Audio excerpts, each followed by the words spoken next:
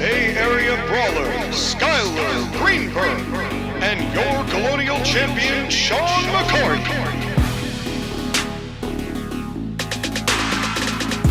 Welcome to the Court Martial Podcast!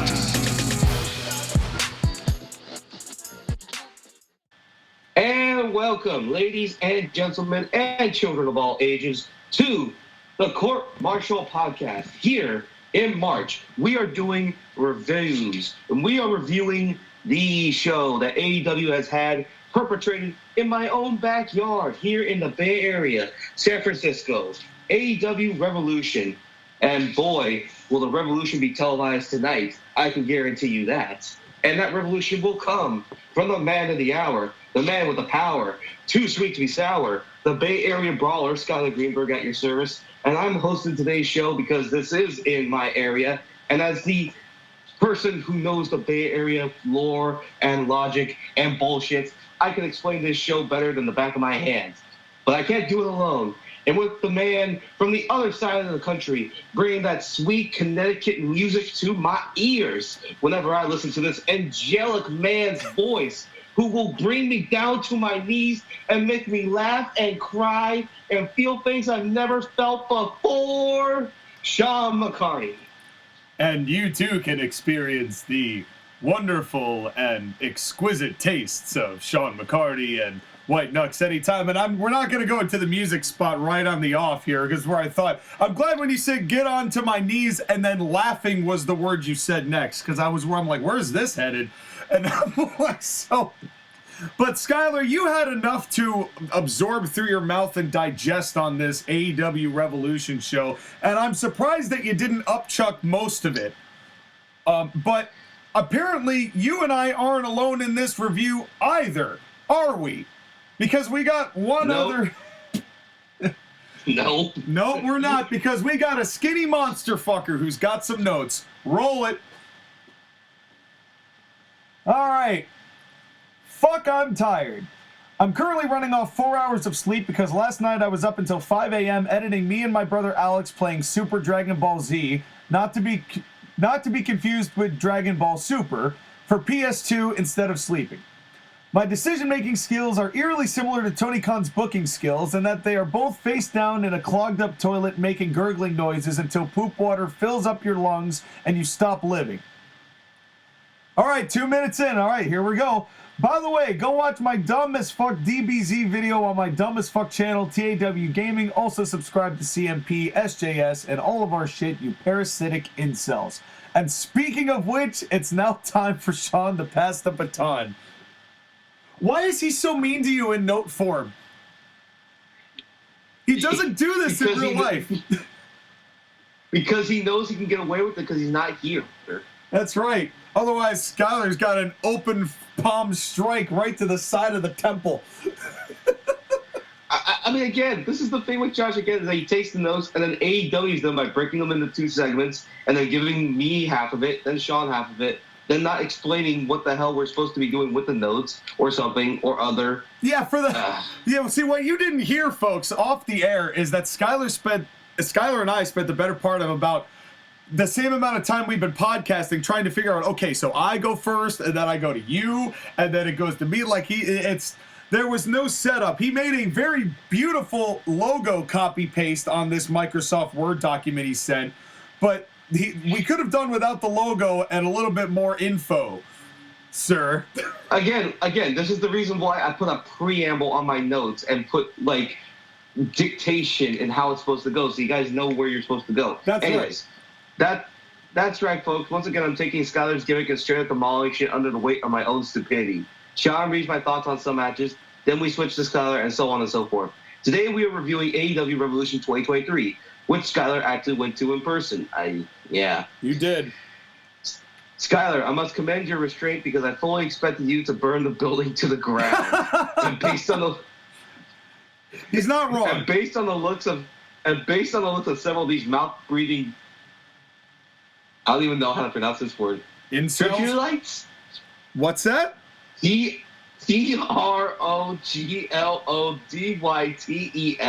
Troglodytes? Yeah, troglodytes. Okay, troglodytes. Yeah. Listen, my vocabulary is not that sophisticated, Joshua. Like, come on. Yeah, way to go, English major. Way to add a whole mess of dinosaur names that I can't read or pronounce. No, but that's a hard one though. That is a hard one to get. Go ahead. Anyways, troglodytes that were in the crowd on this night. I would have cheered you on. I would have provided the gasoline. But as for Revolution, the show was fine. Probably the best Revolution that they have done. But that is not an accomplishment in the slightest. It's like going from vomiting every day for a month to just having diarrhea. It is technically an improvement, but it is still diarrhea. For more specific details, let's begin the review proper. I'm afraid. All right, well, before we do begin the review propers, I'm just going to give my little overview, and then Sky, I want you to talk us through you getting into the building and getting up to the point where you actually got, because you actually were there for this, and you can tell us a little bit more detail and embellish a little bit on what's going on and what the atmosphere was like in San Fran. For me, this show, and I mentioned this in the chat that the three of us have, and I will now share it with you, the people.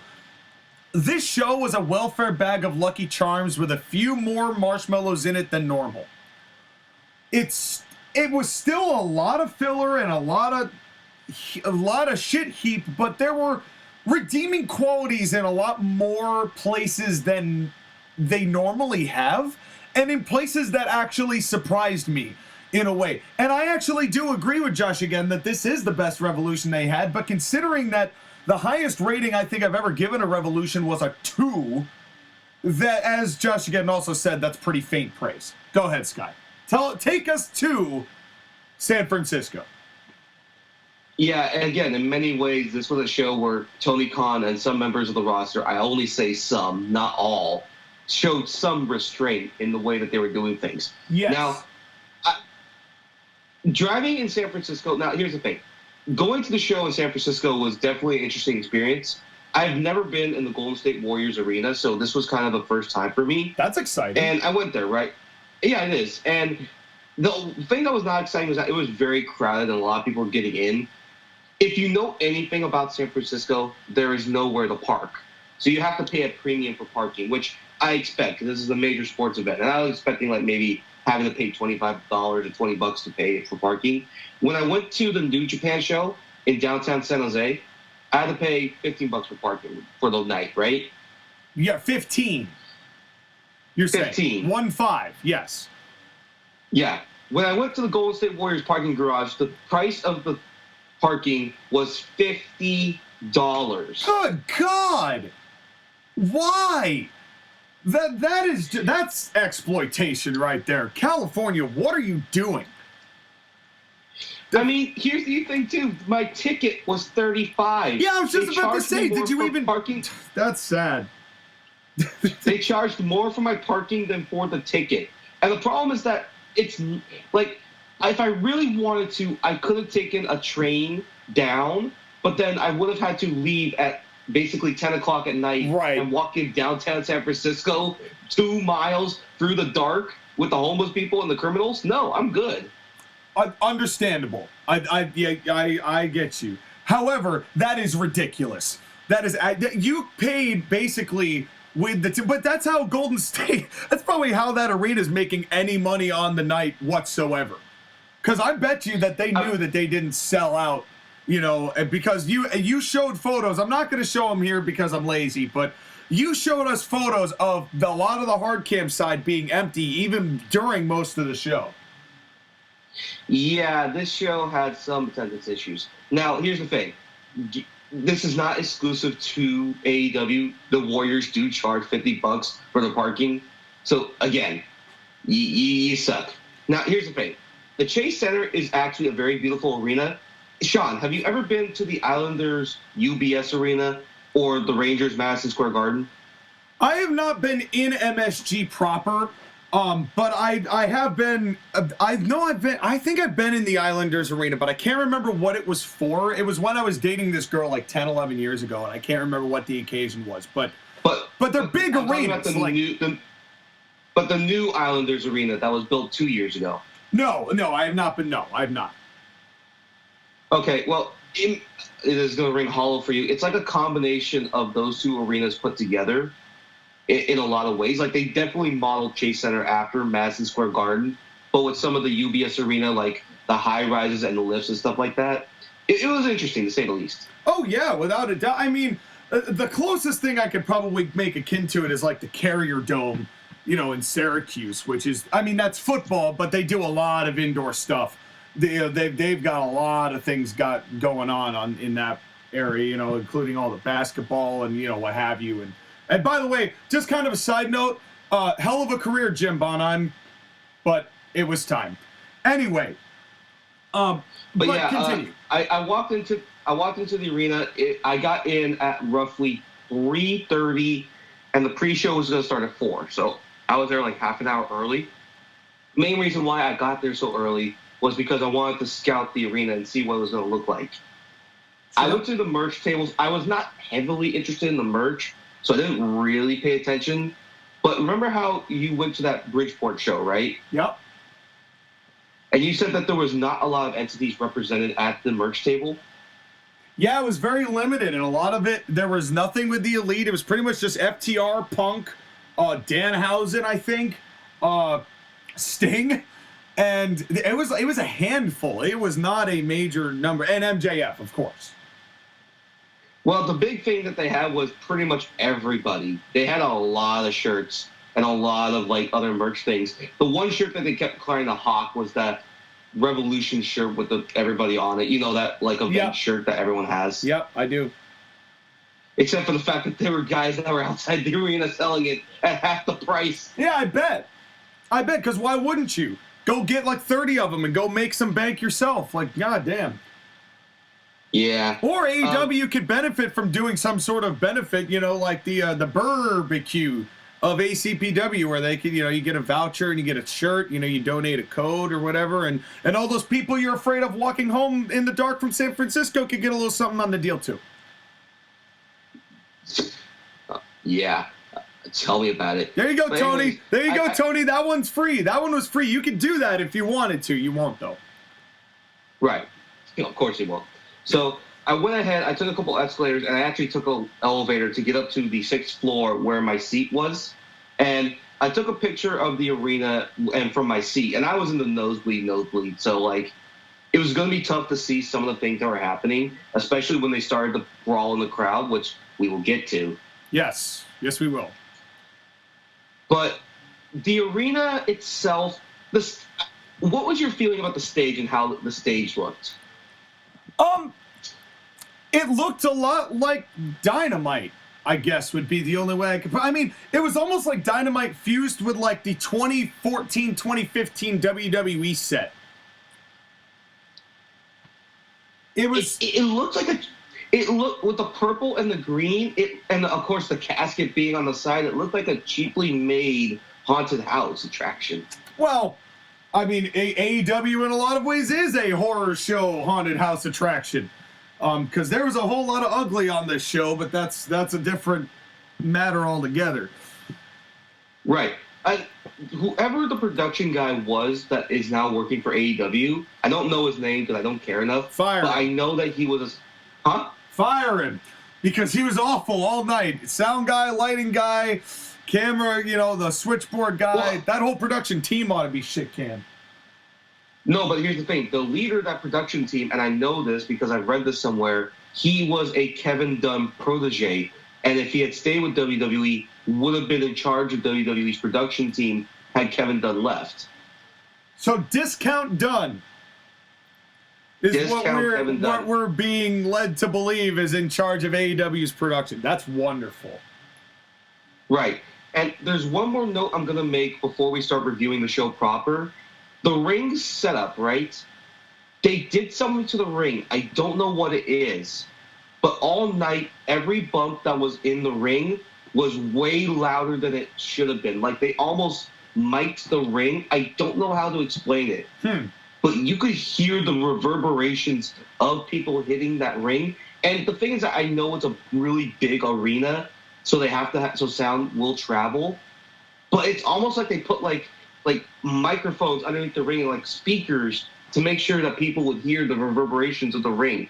I don't know how to explain it. Yeah, well, it's something that WWE's been accused of doing for quite some time, but never for the live crowd. It was more for just the production truck to then make it resonate a little bit better when it came out on television. And the production of the television on this night was awful.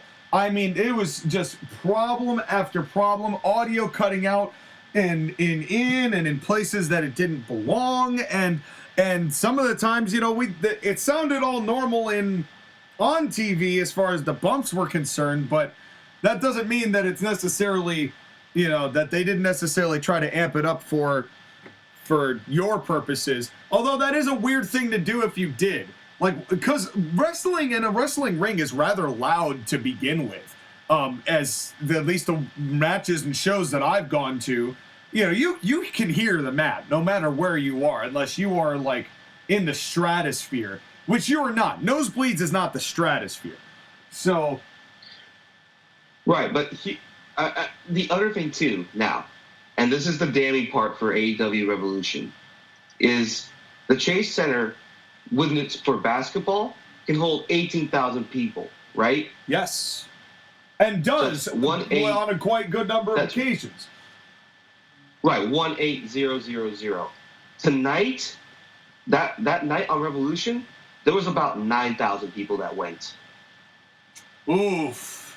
That's well, and how do you get a billionaire who doesn't need to make money to put you in a position where you can make money? That's my question. I mean, like profit, not like little chump change here and there to break even, like proper things. So I'm not surprised, actually. Right, and the other thing too is that I showed you guys the hard cam side where there was nobody. In the hard cam side. Nobody. They pushed everybody to the side that the hard cam faces, and they tarped off the top of the hard cam side and the middle section. So really, there was nobody there in the hard cam side except for like the spots right in front where the camera was. Yeah, well, they did that in Bridgeport too, and Bridgeport's only a 10,000 seat arena, and it only filled like 3,500 or something like that. You know, that was... I told you, the number was 3,500. They could not sell the arena. And think about this. Tony Khan revealed in the post-media scrum that the 9,000 people that attended, about 8,000 of those tickets were sold. So a good 1,000 were probably given away as giveaways or stuff. Yeah, that's pretty bad. And it really is a shock that Adam Page is rewarded for starting this decline.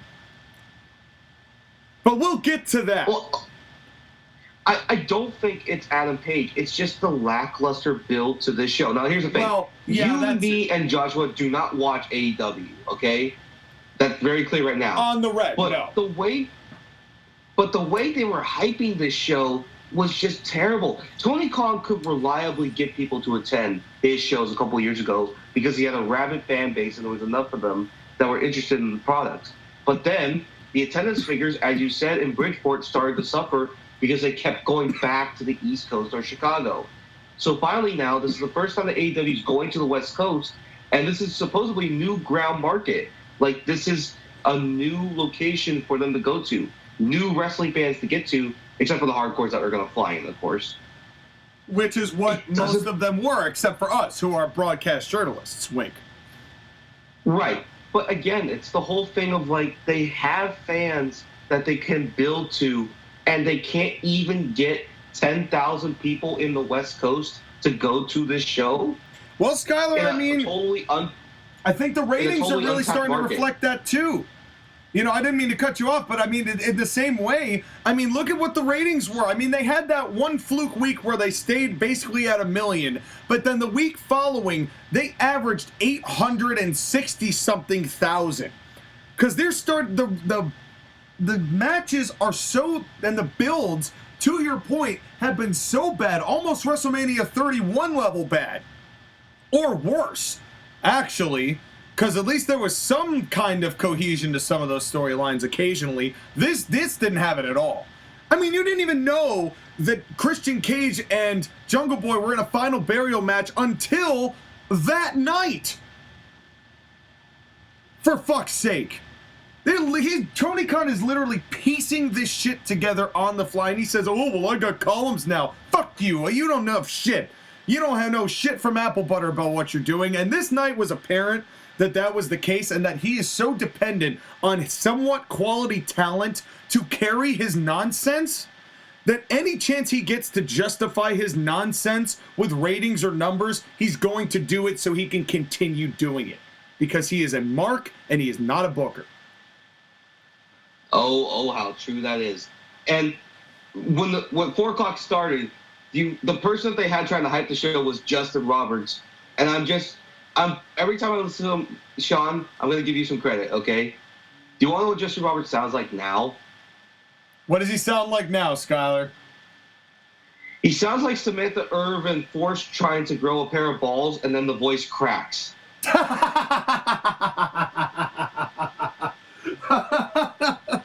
And of course, that does not compute to Justin Glitchbot. And so he starts to, he gets Are you guys ready for the show? Yeah! Are you guys ready for the show? Yeah! Yeah. Well, let's go to Renee Paquier. Yeah. Oh, yeah. That was the same exact reaction with Justin Roberts when he was in Bridgeport. He was like, "You guys want to see Steve?" And I mean, it was like Bob and Steve or whatever it was. "You guys want to see these two fight? Yeah! You want to see these two fight in a thumb wrestling contest? Or rock, paper, scissors or whatever the fuck?" And everyone's like, "No. Why? No. Why was that an option?" Yeah, it's... Justin Roberts, God bless him, he tries way too fucking hard. He's an announcer that tries hard. He tries way too hard. They all do. But that's the thing. They all do. That's the thing, is that they all do. That Hamwich, Samantha Irvin, whoever the Rome guy is. Because they're all cut from the same cloth of training to do that. That's the WWE style. And not everybody is Howard Finkel. And nobody has wanted to try and do a style different as an in-ring announcer at all in that time. And so all of these people look and sound the same. You're just seeing different body language and hand gestures to justify the balls that they're trying to get to make it sound legitimate. Right. And then I had to sit there for like 30 minutes while they're doing all the backstage interviews. The first one they do is this JC guy with Danhausen and Orange Cassidy. I just died. I'm just like, oh. I understand. Did you? Well, and then the buy-in, right? Our pre-match show. Well, yeah, and then we get our pre-match show. Skyler, I'm going to make sure that you understand that you're the only one who could speak on this match. Josh again didn't watch it. Mark Briscoe deserves better, and he's getting better in ACPW. Subscribe to CMP already, or I'll fucking demolish you. Okay? All right? So cool. So yeah, I didn't watch it either. So why don't you break down what it was, how it was, and was there a purpose, and did it make you want to watch the show more? 6-man tag. Mark Briscoe and the Lucha Brothers, Penta El Zero Miedo, and Rey Fenix versus with Alex Abrahantes versus the Varsity athletes Josh Woods, Tony Nese, and Arya Daivari with Smart Mark Sterling. Oh God.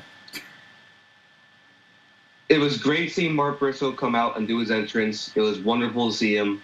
And then the Lucha Brothers come out with Pyro on the pre-show and dress in 49ers colors. I'm just like, how dare you two dress like 49ers colors? Well, to be fair, Penta El Zero Miedo does have a relationship with George Kittle. Because Kittle was doing that a lot, as you know. So it's not out of the realm of possibility that they would do that. That they'd be there. And, they were in California for a while shooting Lucha Underground, too. So I have to imagine that they've got some level of loyalty to the state. I don't know how much they know or care about football, but at least there's some tie there. Okay, fine. And then Smart Mark Sterling, to introduce Arya Daivari and the Varsity athletes, steals the goddamn Chicago Bulls entrance thing. Of course. I mean, they have the song, they have the white lighting, and they go, weighing in at blank pounds and blank weights, Tony niece. And Mark Sterling had that Josh Woods and Ariya Daivari, and led by Coach Smart Mark Sterling. God damn. You do not do the Chicago Bulls entrance on the pre-show for jobbers. Yeah, but this is... What restraint has he ever shown before? I agree with what you're saying, Sky. It's just that I'm so used to this. You know, I'm so used to them just like overdoing it on things that don't matter and underperforming on things that should matter. Right. Now, here's the thing. The fans that I watch this show with, 'cause I'm in nosebleeds, so I'm with the rowdy fans. And, like, these fans, you would have choked a bitch out if you had the opportunity to, Sean. Or they would have taken a swing at me because I would have not have been able to contain myself from being an absolute dick, which I did at Bridgeport to fantastic result. And I'm sure would only be amplified on a night like this where I've got 4.5 quality hours to do my healing. Yeah, it'd be fun. But, like, seriously, the amount of zero Mirdo, trap, zero Mirdo, trap. I'm not surprised. Like They still think Lucha Underground is a thing and that Pentagon actually means anything at this point, and he doesn't. Which, by the way, this match, okay, listen. The varsity athletes, Josh Woods, Tony Nese, and Ariya Daivari, they're fine as heels. The Lucha Brothers are spot monkeys. That's all they are at this point. There were 2 comebacks. Rey Fenix sold so that Penta could get the heat. And then, no, Penta sold so that Rey could get the first comeback. And then he could make the second comeback after getting a minute of heat to Mark Briscoe, who got the final comeback and the win. Well, it sounds like it was a thrilling 6-man tag that I'm totally sad that I missed.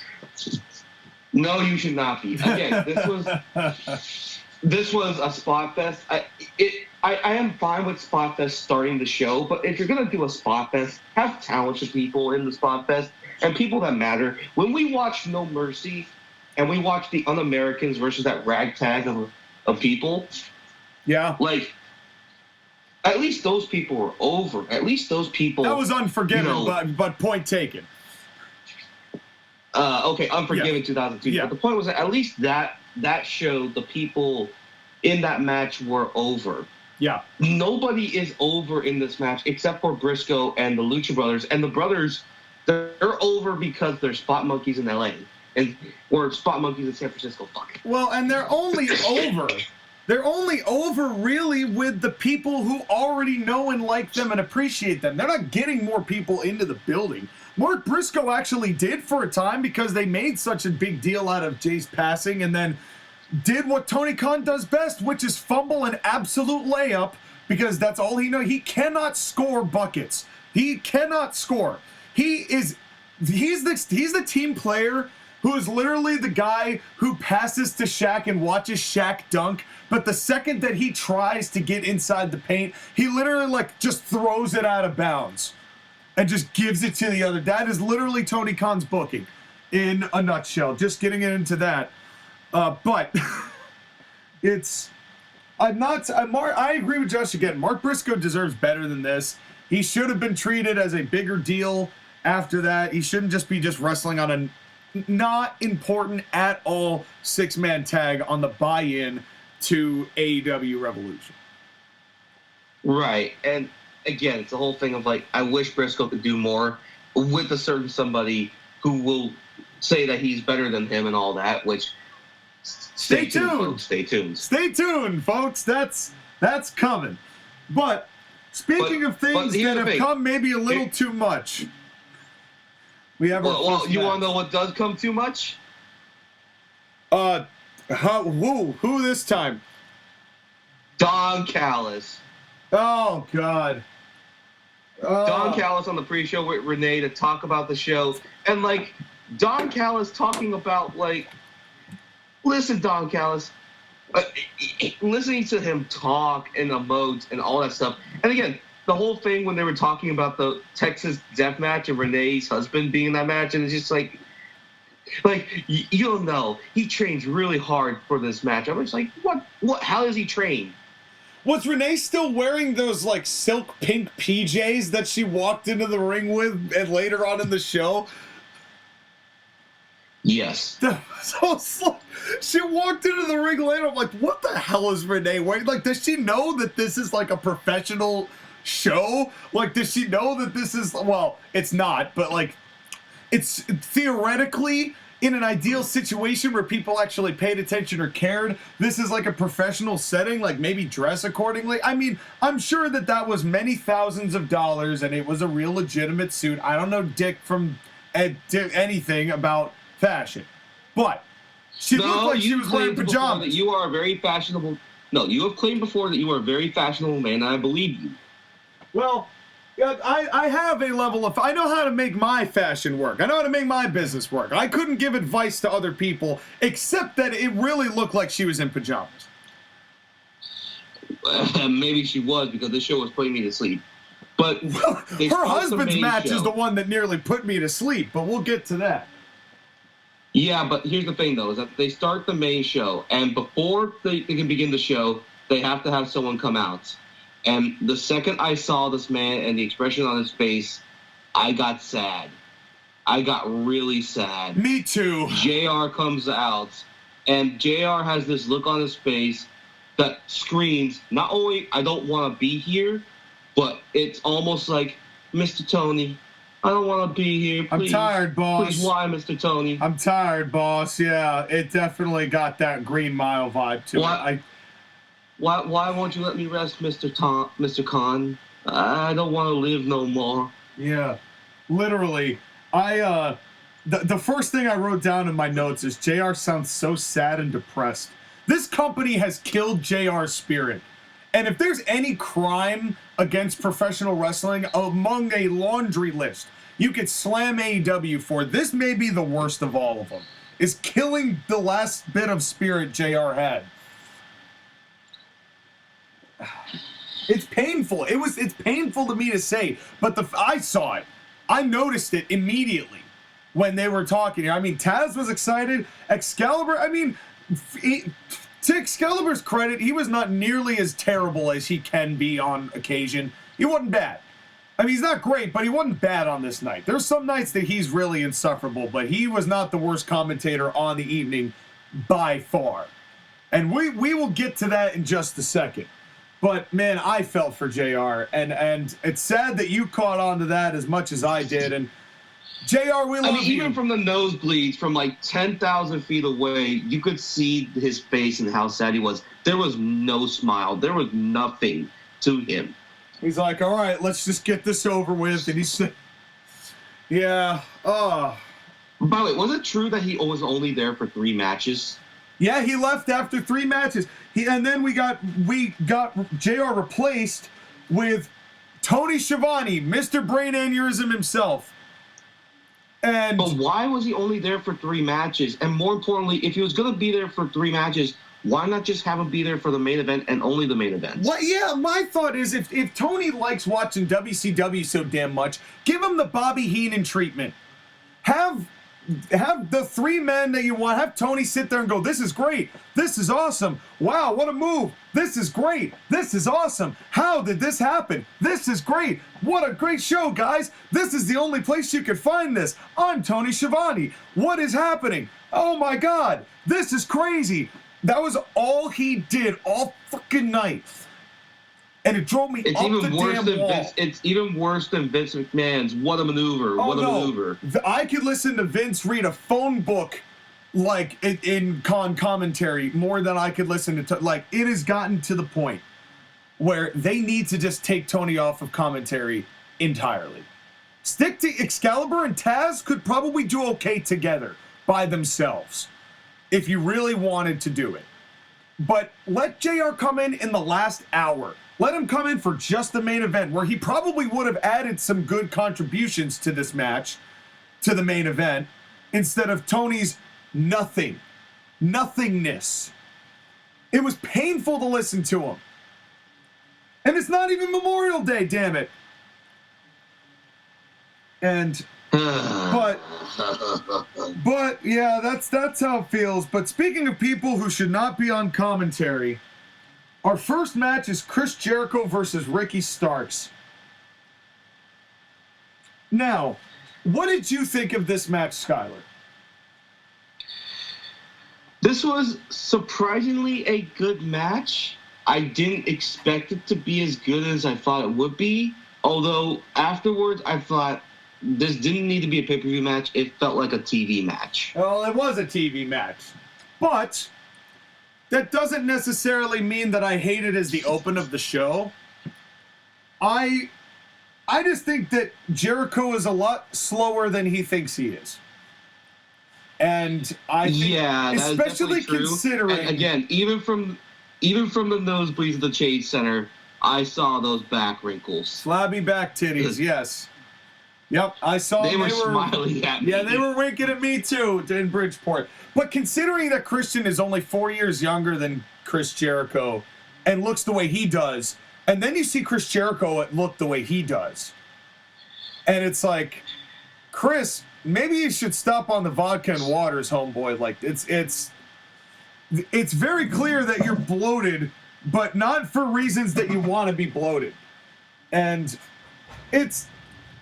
he got a cheap tan because it was dark in some places and light in other places, so I don't know who's tanning Jericho, but he needs to get somebody else. But I wish I could tan Chris Jericho's skin right off and then never have to see him again. Well, me too, but it's so long as he's doing this, I'm not going to hate it. I mean, it was a Chris Jericho match. I guess that would be the way I'd put it. It's what Chris Jericho has contributed to AEW is this exact match with any interchangeable number of people, sometimes to his advantage. Well, no, let me rephrase that. All the time to his advantage. And none of the time to anybody else. But Chris Jericho puts people over. He's like Hulk Hogan in WCW. Well, when he made that comparison at the beginning of AEW, and he's like, yeah, I'm like Hulk Hogan in '94. We all laughed at him, but how true has that become? As far as the manipulation and the creative control and the that doesn't work for me, brother, and the, get rid of people that I don't want around, and now I'm, doing all this stuff. I'm putting Kidman over 5 times, but I'm still going to get the big boot and walk away with the win at the end of the feud. He really is Hulk Hogan in WCW. It's amazing. He was right. I will give Jericho credit. He was right about that one. Except Hulk Hogan could work better in WCW than Jericho has worked in AEW. Well, I wish he wasn't right. No, me too. Well, I wish he wasn't there at all. But I mean, if he does matches like this, then I'm okay with it. Like, it was a good match. Ricky Starks had to bump a lot for it. Of course. And Jericho, he's doing a lot more walking than he is running nowadays, and that's fine for, what his thing is. But I find it funny that Chris Jericho's theme is Judas, but he wrestles with a cross on. That's a little, it's a little piece of irony, the singers of Judas, listen, the fans tried their best to sing Judas, but half of them did not know. Nobody knew the words. And that was the best part of the camera shots, because they tried to get people who knew the words, and they could not get somebody who knew the words for long enough to stay on them. And it was so funny. They tried so hard. But in any case, honestly, there's really not a whole lot to talk about with this one. I think that it was fine. It was a match that nothing was offensive. There was a double arm backbreaker that wasn't great. But for the most part, there was a nice tornado DDT that Starks got. It was clunky, but not necessarily in a bad way. It just, again, I like Jericho doing a Death Valley driver, though. That is something in his arsenal, I think, that is more his speed to do. Now that he's no longer able to do as much of the high-flying stuff as he's trying, or he tried to do. I mean, yeah, but then it's the other thing, too, is just like, you're having to resort to moves you never had to do because you just can't do it no more. Then why are you continuing the rest? Well, I'm not going to knock somebody for changing it up based on what their physical body will allow them to do. Like, I get what you're saying, Sky. Like, read the writing on the wall. But, like, at the same time, Daniel Bryan or Bryan Danielson had to change his style a little bit, although I don't like what he's reverted back to. But, like, when he came back from the concussion after 2 years, the way he worked was not the same way he had worked previously. And I don't fault Jericho for changing his style a little bit, but it's pretty obvious why he's doing it. You know what I mean? Oh, it is very obvious why he's doing it. Yeah. I thought that spear countering to the code breaker was a good idea in theory, but did not quite land. But I will say this, Starks' spear is unique. More unique than a lot of other people's spears. Because it's the jumping spear that I think... Who was it that was doing it Mid-South? It was... Duggan. It was Jim Duggan. Yeah. Except Starks actually looks like he's getting something in there, except when Duggan does it, he looks like he's trying to hug somebody. Well, yeah, his ended up being more like a shoulder block than it was a spear. It was more like just a big football tackle more than anything else. And that was what, and that was the kind of thing that Bill Watts liked. He liked like that gruff, gristly, man's man type of stuff, So that was, that was Duggan. But it's, for Starks, I never seen him use it, but it looks different. And Jericho sold it pretty well and as far as doing the flare over the top rope and to the top rope, into the axe handle, into hitting the ropes that it led to that spear. There was a lot of smoother things that Jericho did do that weren't as much high flying that I could see where he got his inspiration from. Yes, it's very clear where he got the inspiration from. No matter what they did though, I was like, okay, when is the Chris Jericho-ism going to come out? Well, it was coming, but first, our Discount Dunn did a great job of making sure we got an extreme close-up shot of Ricky talking to Aubrey about the spot and when we're going to the finish. I thought that was really nice. So good job, Discount Dunn. Yeah, that's right. And then here comes Sammy and Andretti, who show up and fight off. And what was the point of banning the Jericho Appreciation Society from ringside if you're going to have Sammy Guevara come off anyways? Tony Khan run encounter. That's how it is. It was just so Jericho could get the baseball bat and try to cheat.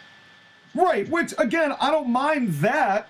It's just I thought it was kind of a lazy way to distract Aubrey, just having two people show up and fight off, like, within, 30 seconds. Like, okay, then what the fuck were you here for? And... Not to mention you were going to do that in the show later anyway. Yeah, so what was the point? Yeah, no, I totally agree with that. It was just a lazy way to get to that end, but I do like the fact that it was foiled, one Rochambeau, and done. Like, the angle wasn't bad, but and the match wasn't bad either. It's just that it was a simpler finish than I think a pay-per-view match should have had. It was a TV finish. You know what I mean? Like, this should have led to something bigger, but of course this is going to be the reasoning for Chris Jericho eventually winning this feud at the end like he always does. But what if it's not leading to a Chris Jericho feud? Oh, come on. Come on, Sky. I mean... No, I'm being serious. What if this leads to a situation where Ricky Starks can finally move on from Chris Jericho and finally... You can't even say that without laughing, Sky. Do you even hear yourself right now? You know who we're talking about. I couldn't. I'm sorry. That doesn't work for me, brother. Let me tell you something. Would you like to hear what Josh again had to say about this match? Yeah, go ahead. All right. Ricky Starks versus Chris Jericho. AEW sucks ass, but at least we started off strong with this match. I will admit that it feels wrong to say that anything involving the human tumor known as Chris Jericho is good. Ricky Starks is great. There's a reason I drafted him number 1 for SWCG. His selling was on point, his facials are wonderful, and his moves are solid, although his usually stellar flying spear barely grazed Jericho in this match. I think it's funny he didn't like that, and I did. Which took me out of the match for a second or two. Say what you want about AEW's booking, but at least they put Ricky over strong in this match. Well, okay. You say that, Josh, again. But I'm pretty sure Skyler and I just went over why that is bullshit. But, and he has 2 definitive wins over Chris Jericho back to back. And they're making a big deal out of that fact. By the way, you want to know what is actually next for Ricky Starks? Oh, what's that? A feud with Juice Robinson from Bullet Club. Oh, great. Great. I'm sure Jericho will get involved with that. I would have faith in them to keep doing well by Ricky, but Tony Khan is quite skilled at beating the faith out of his most ardent of believers. Okay, there you go. We brought it back. He brought it back. Jericho's going to the trios title scene. With who? Oh, right, appreciators. Right, he has that whole thing, doesn't he? Yeah, Sammy Guevara and Daniel Garcia won a match over AR Fox and Top Flight on Dynamite. Oh, I can't wait. Man, maybe because Chris Jericho doesn't want to do any more singles matches and wants these kids to do the heavy lifting of all the spots so Chris Jericho can come in and do the work. Right. Again, why do we have to get the Bullet Club involved with AEW again? Well, because what else are they doing that's meaningful? And they are going to do another Forbidden Door pay-per-view. They want to do one once a year, Sky, remember? Son of a bitch, but where? Oh, that I don't know. Oregon, maybe? Portland? Okay, wait, hold on. Sean, I have a question. How about Vancouver? What? So the next show is going to be Double or Nothing, May 28th in Las Vegas, Nevada. Okay. That's the next state over. Should I go to that? No, Sky, no. Save your money. You know, can you imagine how much Vegas is going to be for parking? Get the fuck out of here. No, Sky, save your money. Just watch it legally like I do. Yeah, well, actually, here's the thing. I'm not watching AEW again. Fuck it. There you go. Yeah, so there you go. He said, you say that, but now you've had the experience of watching the show. You could not do anything to get me to go back to AEW and watch this show. The amount of bullshit I had to listen to in the crowd for the Jericho and Starks match continues with the next match, okay? Well, why don't you tell us about that next match, Sky? I would like to tell you about the next match, but the problem is I don't know what the next match is. Is it a casket match? Is it a last man standing? Is it a buried alive match? I don't know. It's the final burial. They could not come up with a straight stipulation like this is a casket match and a buried alive match and last man stand. Tony Khan is breaking me right now. Did they even explain it like in the arena? I skipped a lot of the entrances and stuff when I was watching this back because I just wasn't interested.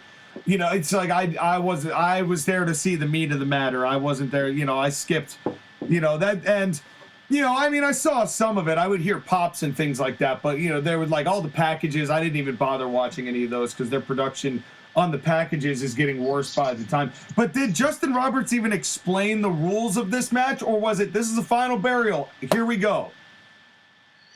It was a final burial. I mean, they explained it, like, the only way to win is to incapacitate your opponent and put him in the casket. Well, it was a casket match plus a little extra effect. And dirt. Yeah. Lots of dirt. Fake dirt. No, that was real. That was real dirt. I know dirt. Trust me, I know dirt. That was real dirt. All right, whatever. It was Christian and Jungle Boy. First of all, why are we still doing this feud? Is a great question. Because we're trying to get Jungle Boy over, question mark? Question mark is right. Because the guy who did the most legwork in this whole thing was Christian. And I don't know how this translated in the arena, but for my money, this was a better match than I thought it was going to be. It was a better match than it had any right to be. Yes. Agreed. And that's because of Christian Cage, who was doing the best he could as a chicken shit heel. Let's be clear. The reason why this match was so good was that Christian was leading all of it.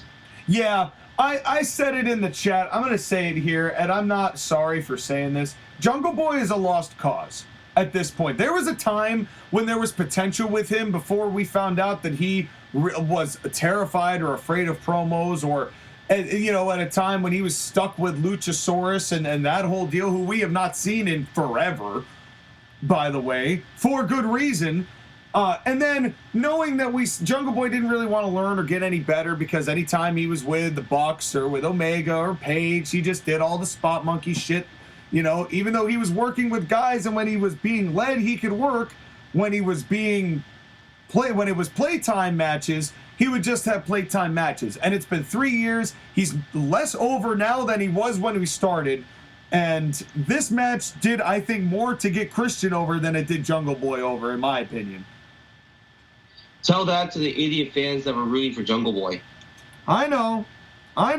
But what was up with Christian's, like, Neo outfit? No, he looked like Vince McMahon wrestling. Yeah, but no, Vince never wore a turtleneck. Christian wore a sleeveless turtleneck to the ring. That is like the weirdest niche piece of apparel you could wear, but it worked for him. It really did. Well, it was...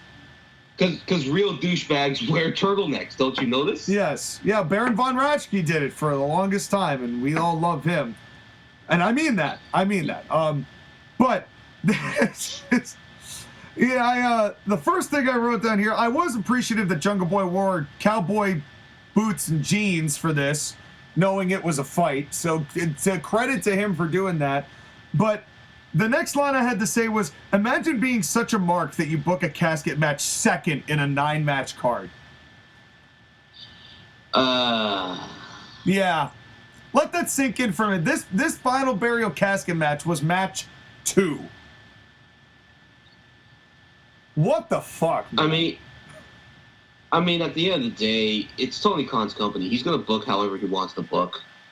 Which is erratically and with no sense and no meaning and no point whatsoever. They didn't even announce this was a final burial match until the day of, so yeah, whatever. But Christian was a great heel, and he was able to lead Jungle Boy into the places that made Jungle Boy look the best. You know, Christian got the advantage when he needed to. You know, the tope crash I thought looked pretty painful. But I loved Christian running. I thought they went a little bit too long on the outside, but, you know, as far as into the crowd, you know, it just took a while to finally get back into where they were getting back to the task at hand. Yes, but again, it's the whole thing of, like, we're going to go into the crowd. You notice, though, they only went to one part of the crowd for all the crowd brawling. Yep. Because they knew. And well, Christian knew. I don't know if Jungle Boy knew, but Christian knew that you could only go on one side. And, you know, and it was just, but here's the thing. These two are up in the crowds, and then this thought occurred to me. The comfort these guys have in crowds is unnerving, and also kind of an indictment on the modern fan base. You would not be able to go into the crowd and fight like this in the 80s. No, in fact, every time that they went to the crowd, what the crowd tried to do was take pictures with them. Yeah, which is just, you know, just state of the business today, I guess would be the way to put it. Just it's just sad. We have lost the plot, as Jim Cornette likes to say. No. He said this the other day, and let me when it comes to AEW never had the plot. They stumbled onto plot points occasionally that they were very quickly able to make sure we're not able to meet another plot point down the road. We have lost the plot implies that the plot was had in this company to begin with. It hasn't. Well, we have one person to blame, and that's the Rock Booker himself. That's right. But anyway, then they get into brawling, and it all looks good, except, did you notice when Jungle Boy slammed Christian's head into the steel steps, he didn't even protect the back of Christian's head from the steps with his hands? Of course he didn't, because he doesn't know what he's doing. But this is Christian we're talking about, who had to retire because of concussions. I'm aware of that. Jungle Boy. This is the again, this is the difference between a professional like Roman Reigns and Kevin Owens at the Rumble and Jungle Boy here. Yeah, it's like, come on, protect him, protect the man. It's like he's putting you over when you have no business being put over at this point. At least show him the respect of taking care of him. Well, I mean, respect is given and earned, right? Yeah, well, and here's the thing, did you notice Jungle Boy was selling like none of the whips at all with the belt when they finally had the belt thing, and he was slamming him to get him out into where the actual casket was. Christian had taken the belt off Jungle Boy and was whipping him, and Jungle Boy sold none of them. Oh, please, we know Jungle Boy can't sell. No, well, occasionally he can, but he chose not to in this instance because he was just running to the next spot because the kid is a lost cause. Again, it would be interesting to see what would happen if Jungle Boy, in the hands of a competent booker 3 years ago, who knew that he needed time to develop, would have done with him. It's not even just the booker, though. He needs to be in the right environment, and he needs to be in the right headspace. So if he's in a good booker with a good situation in a good spot, but his attitude is like that whole attitude of I don't need to take advice because what I'm doing is already great, then you can't do anything with a guy like that. Mentality is a huge part of people succeeding and failing in this industry. That's a fact. That is a fact. And I don't know if Jungle Boy has the mentality to be an upper level guy, even if 3 years ago a competent booker had been in place. I genuinely don't know. I mean that spot where they botched Christian's head bleeding, like his head was not supposed to bleed. Right. It did though. And that's on Jungle Boy for not knowing what the fuck to do with selling your punches and the way to pull them. Yep. And then I do have to say, why were there chairs in the casket? That was dumb. Because this company refuses to have logic in anything they do. You're right. That being said, Christian was still able to make this interesting and engaging and watchable, and he was doing a great job of really getting Jungle Boy, luring him in for things like the thumb to the eye and all that stuff, the low blows, but it's just, and then the dirt really started adding to, getting it covered on both of their bodies, and you could see they were just kind of not necessarily rolling around in it, but it was still, if this had been a properly booked blow off and a co-main event, it would have been really good. Not match 2. I mean, it was fine. I mean, I had fun watching this, but then the finish. Concerto.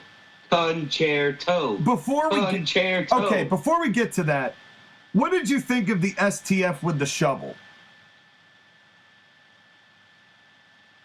Why would you do that if you're going to do the same thing in the main event? Why would Christian open his mouth to make sure that the shovel went in it? Because Christian was trying his best to work the shit. I know. I thought it was more than was needed. I would prefer just like left the STF off. But again, there's no respect for moves in this company. That goes without saying. We've been saying it for years. Doesn't change now. Concerto, although I have to say, Jungle Boy took way longer than he should have milking this motherfucker. He milked this to death. But I have to say, that Concerto looked way more shoot than they normally do. My problem is that why in the hell would you do Concerto to Christian of all people? I understand the point that it's not a real Concerto and they're not actually trying to splatter his brain. But still. Do you remember that Edge and Christian were a thing? I remember Edge and Christian were a thing. Do you remember Edge and Christian were a thing? Skyler, Edge and Christian were a thing. They like Concertos. So you see the Concerto? Edge uses the Concerto. Christians use a Concerto. Let's use a Concerto. Everyone uses Concerto too much. It's the Pillmanization thing that's happening now. And you have to remember, I think it was last year's Revolution where they had the 6-man tag where Jungle Boy took forever to use the concerto on, I believe it was one of the Bucks. And it was to win the match. To win the match. Jungle Boy using concerto to beat the Bucks with that approval from Christian. So in Tony's mind, this has just been one fantastically booked year-long feud of fantastic storytelling. Aren't I great? Because this is the Tony Khan show. Had to say? This is not AEW. This is the Tony Khan show. Go ahead. What did Josh again have to say? I wish I could put Tony Khan and 3/4 of this fucking crowd in the casket. Agreed. Oh, yeah. And the last little bit, the descent of it. I loved when he finally shut the door and the whole thing just fell. That just cracked me up. I was like, that was so silly. Like, and I hated it. Like, why are we having the casket do a Hollywood movie effect thing? Entertainment. Because they're the sports-based presentation, Sky. Remember that? Remember that's their thing? What did Josh again have to say? Anyway, this match was also quite good. I wouldn't say this was as good as the prior match, but still solid. It felt like a legit fight between these two heated adversaries. Joshua, I want to know what show you're watching. I want to know what you mean by heated adversaries. And as much as I hate crowd brawling, I give them credit for making the obligatory crowd brawl brief. In and out, no muss, no fuss. Pulling out works every time but the last time. You have no knowledge of that, so why would you give me advice on that, sir? Well, A, that's not advice. Secondly, what match was he? How they were out there for like 3 minutes, weren't they? They were out there for at least 2 or 3 minutes. They were out there in the crowd for a while. That wasn't an in and out by any means. That was I'm going to sit in there and just massage it around and just let things kind of fester and then pull out when it starts getting stanky. And anyways, also the headbutt Jungle Boy gave Christian was fucking great and drew blood. This one low intense spot was infinitely more vicious and engaging than 99% of the nonsense that was to come in the following no DQ match. This should have been the only no DQ match on the card, and I love the finish and Jungle Boy won.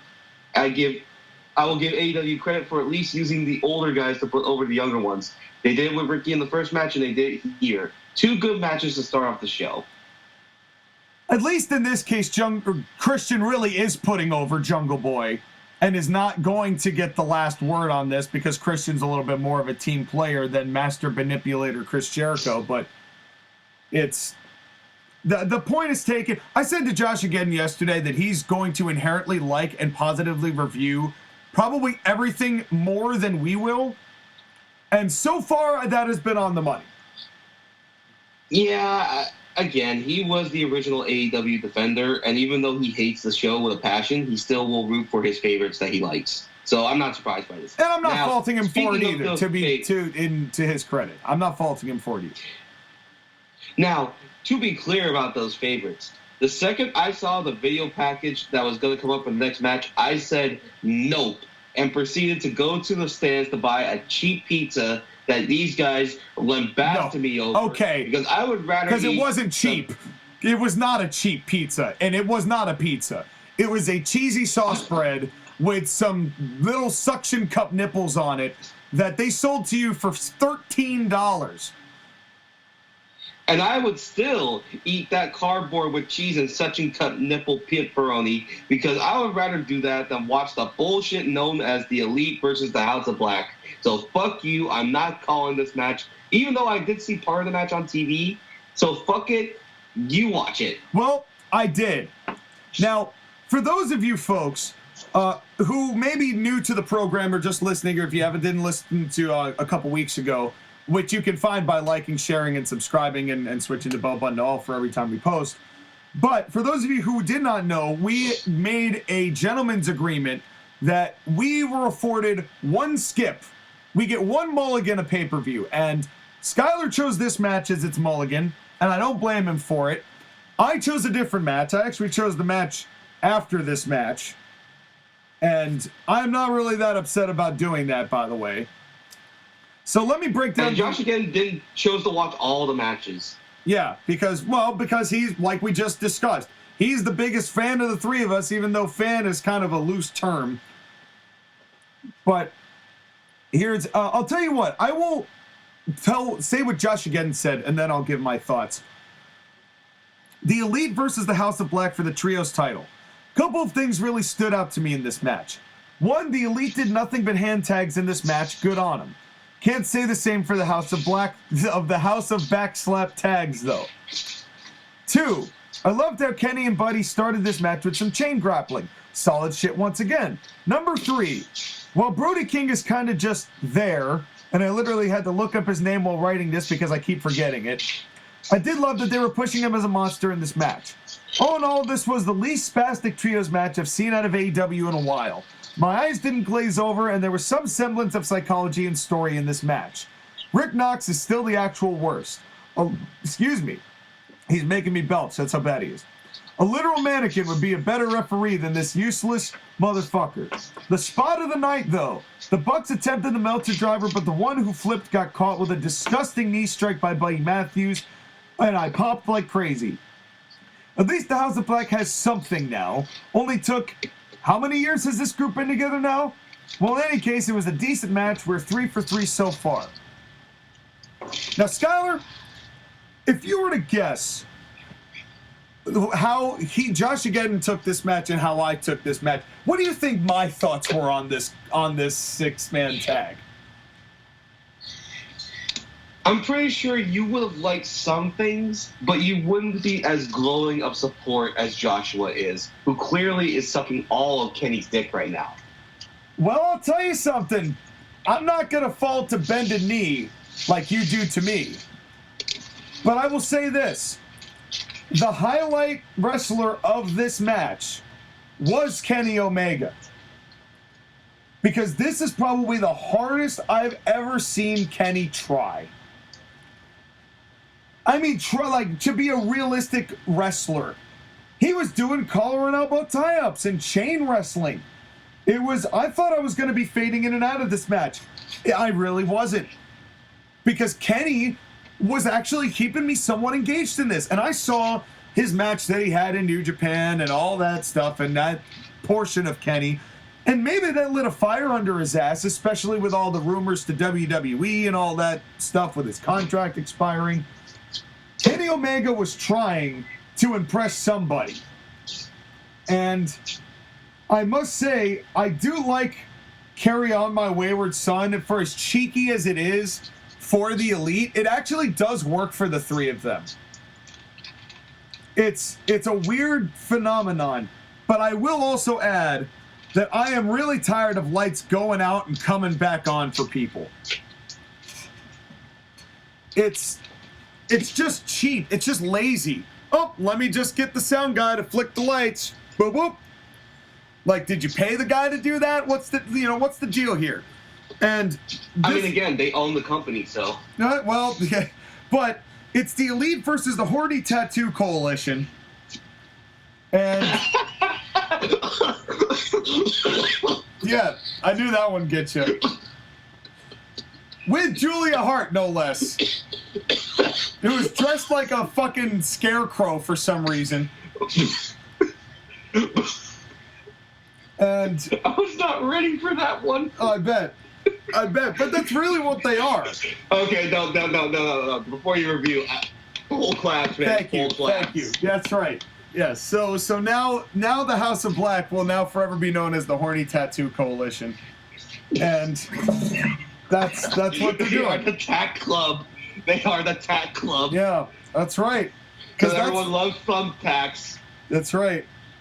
But then, as Josh again described, they do a backslap tag. But I will say this: they took their time on this. There was collar and elbow tie-ups. There was wrestling. Kenny did a key lock that wasn't terrible. And I must say this: Kenny and Malachi Black have chemistry.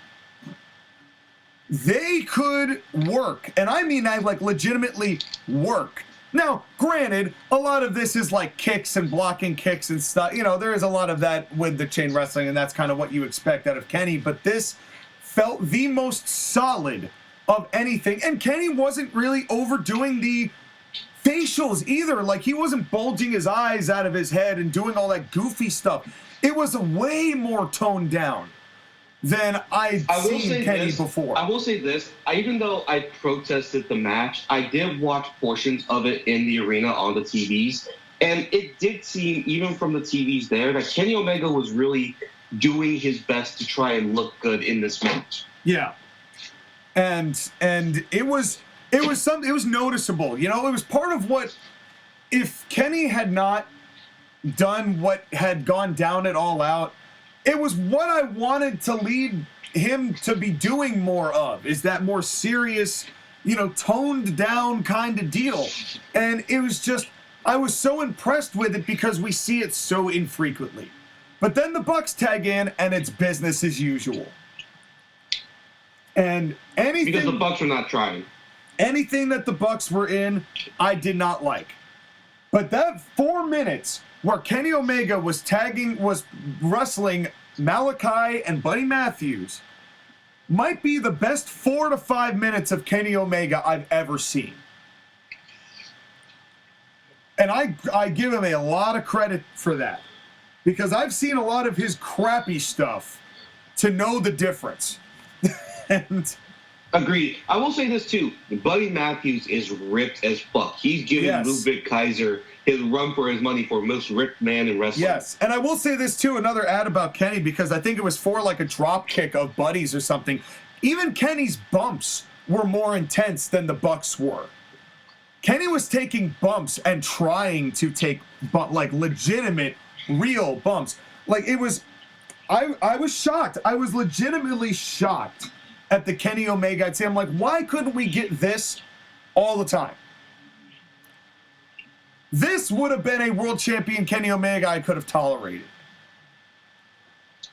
And because it's very obvious here that he's trying to prove something. Who that is may involve a certain man with a big nose. Yeah, it could be. It could be to any number of people, realistically. I mean, Kenny has been open about keeping his options open. And I also kind of suspect that things between Kenny and the Bucks haven't been swimming lately. And it makes me wonder, because you and I were talking about this before we went on the air, that there's a possibility this is the last time that these three tag together. I think Kenny was showing out to make sure that the people who might be watching got the best form of Kenny they could watch. The only thing is that, let's say with the hypothetical scenario of him going to WWE, right? Oh, it wouldn't work at all. He'd get there and be rudely awakened, I think. But it's... Because I don't know if people would be able to stomach his promos. Do you keep him and Cody Rhodes in the same building? Not at first. But you know that's what they're going to do with him, right? Eventually, you make that happen. But not at first. Have Kenny wrestle AJ first. That's not... Okay, listen, I know people have been, like, saying that is a dream match. That's not a dream match. No, it's going to be a match. That will happen. But in any case, it's... On this night, he was doing a good job. I like that he wasn't doing his trademark dive onto the guardrail anymore. That was a plus. There was a moment where Kenny kind of slipped on the ropes in order to get like a big shoulder block dive, or forget it was maybe a crossbody.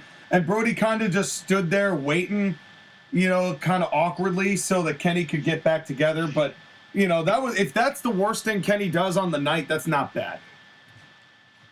The drop kick to Kenny, knocking him off the apron, was good. Again, Malachi and Kenny, I want to see a one-on-one match with Malachi Black and Kenny Omega now. That's the big takeaway from this six-man tag.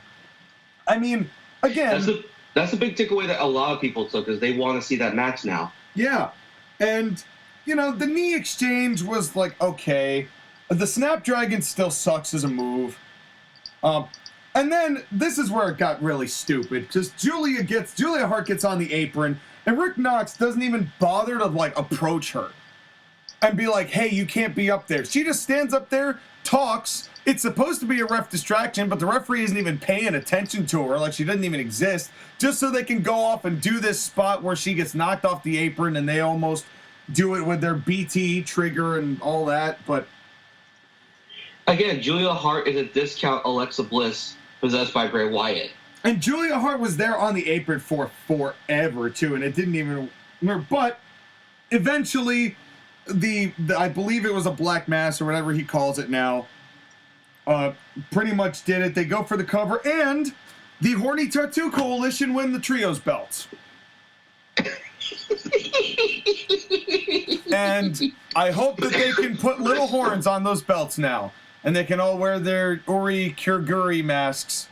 And they can all feel great about how horny and tattooed they are. You know Zelina Vega's going to be in the middle of that, be like, oh, yes, daddy. I'm sure she won't. I know she is, but that's her business. But again, the takeaway of this match, this was by far not anywhere near the worst match I've ever seen the Elite have. And the fact that Kenny was such a surprise made it an actually pretty decent trios match. For as much as you can get out of a trios match, I was pleasantly surprised with how this went. So I actually have to agree with Josh again on this one. This was a surprising win for, well, at least Kenny Omega. The Bucks still look like the Bucks, but for at least Kenny Omega and the House of Black, a.k.a. the Horny Tattoo Coalition, better than it had any right to be, similar to the second match. Of course, here's the thing. Do you want to know what's going to happen on Dynamite? Tell me what happens on Dynamite, Skyler. I don't give a shit what happened on Dynamite. Anyways, yeah, let's go on. Me either. Let's move on. Well, it's your turn for this one, because now you're coming back in, and this is where you come in and I leave. Because I was not going to give this women's division satisfaction. I'm not watching a triple threat women's match on this show. And by all accounts that I've heard from people saying, I missed nothing. Would I be right, Skyler? I mean, you missed something. I don't know if that something is something you're going to want to watch. If it's Tony Storm's booty, I could look it up online. Yeah. So, triple threat match for the AEW Women's Championship. Jamie Hayter defending the title against Saraya, my bad, and Ruby Soho. Tell me about it. I don't want to tell you about it. Well, you were there, Scott. What did Josh again have to say about it? What were we expecting with this match? With two women who are basically discount Lita and Jamie Hayter wearing Liv Morgan outfit, makeup, and costume and shit, looking like a $5 stripper in a fantasy brothel. What is it? Why do people like Jamie Hayter? Tell me. Why is Jamie Hayter good? Or just because she's Dr. Britt Baker's bitch? I mean, I don't really know what their whole angle is with her anymore. Like, I mean, they've made her champion, but she's still with Britt? If I'm understanding this correctly? Well, basically what it is that they are the AEW originals here to defend AEW from the invaders. Right, but it's a weird... Why does this company keep doing NWO ripoffs? Because Tony doesn't have any real ideas of his own. That's a fact. Listen, when the NWO did it the first time, it was legitimately cool because it was wrestlers from another company who were coming over and taking over the company. You didn't know that they were actually part of that company now, but it was an outside force coming in, trying to change everything about wrestling. And the NWO was legitimately cool. The music, the look, the way they carried themselves, the star power with it. And every time wrestling has tried to rip off the NWO's magic, it doesn't look good. Because you're just trying to rip it off again and create magic when that was lightning in a bottle.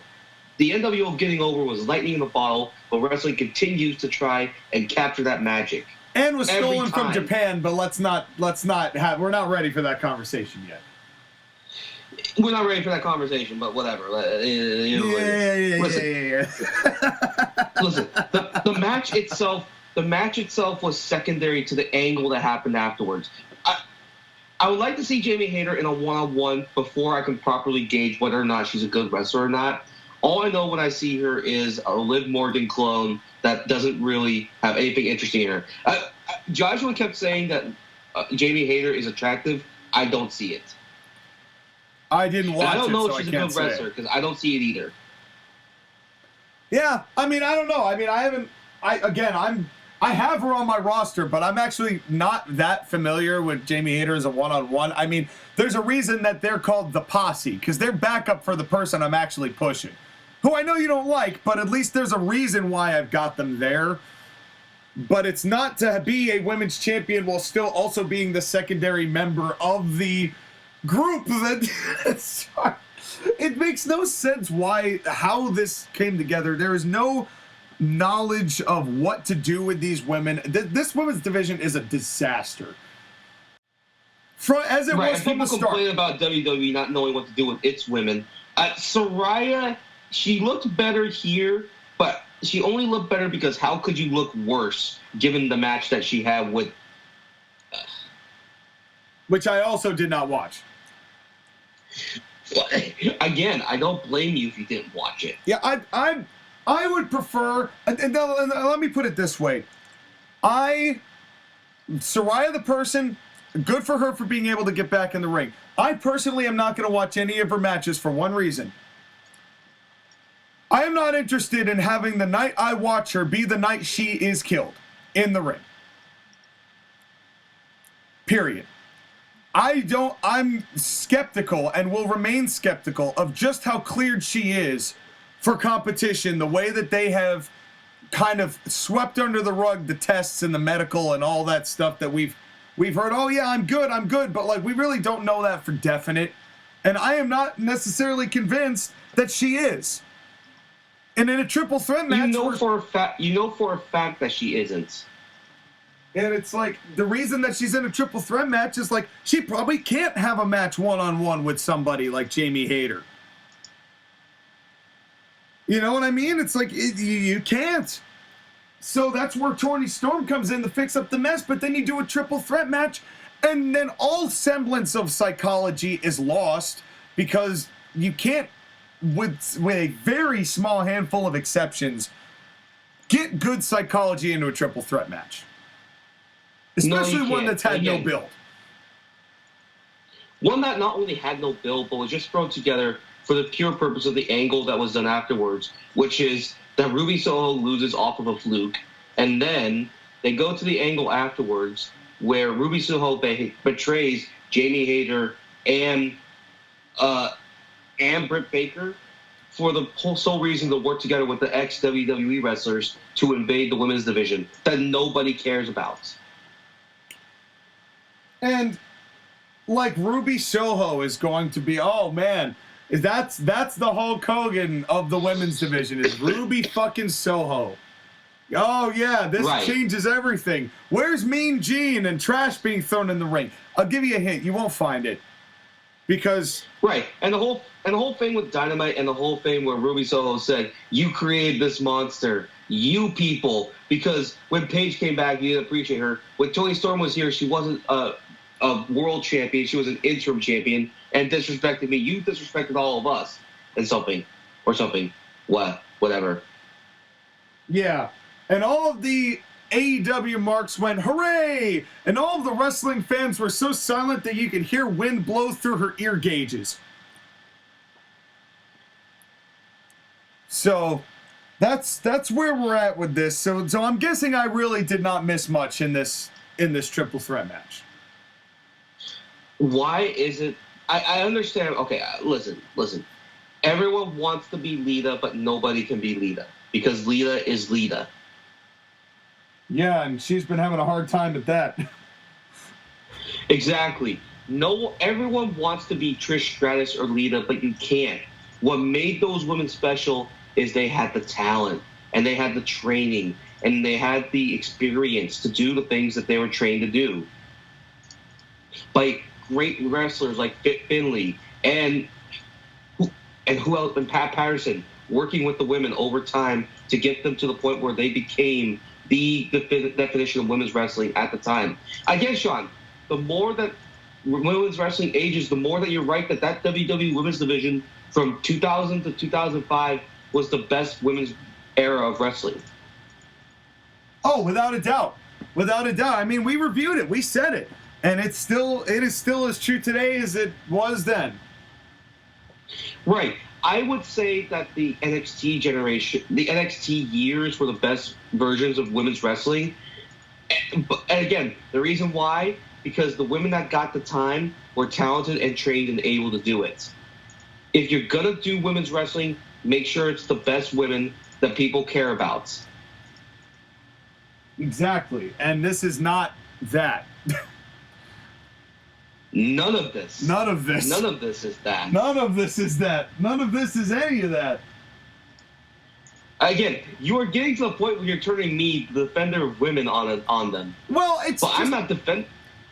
It's not the women. It's shit. The way that the women are presented, though. It's like it's not just the fact that the women are like this. Like, I'm sure that a one-on-one match between someone like Jamie Hayter and Toni Storm would be all right. Right? And if they had built up a program to that and Tony making the claim and this not being an NWO rip and they had just built to a one-on-one match, I'm sure it'd be fine. But they don't do that. And when they did do that, they were having it between Riho and Nyla fucking Rose.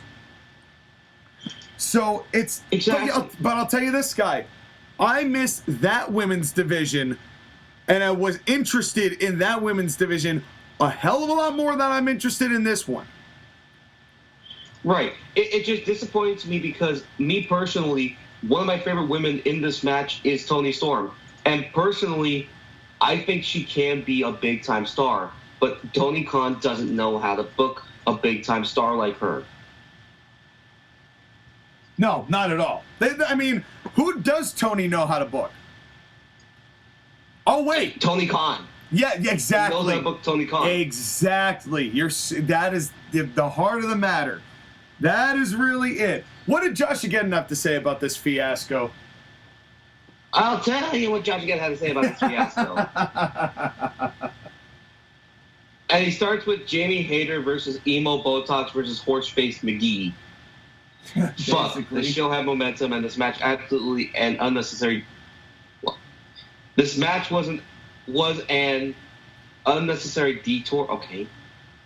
This wasn't atrocious, but it was just so dull. This match was every triple threat you've ever seen. Just Google triple threat, and this will be the first result with a watermark included. But one thing did piss me off. Ruby Shitstain was supposed to dive onto the other two idiots, so they had to get in the position to catch her. This would have been fine if done quickly.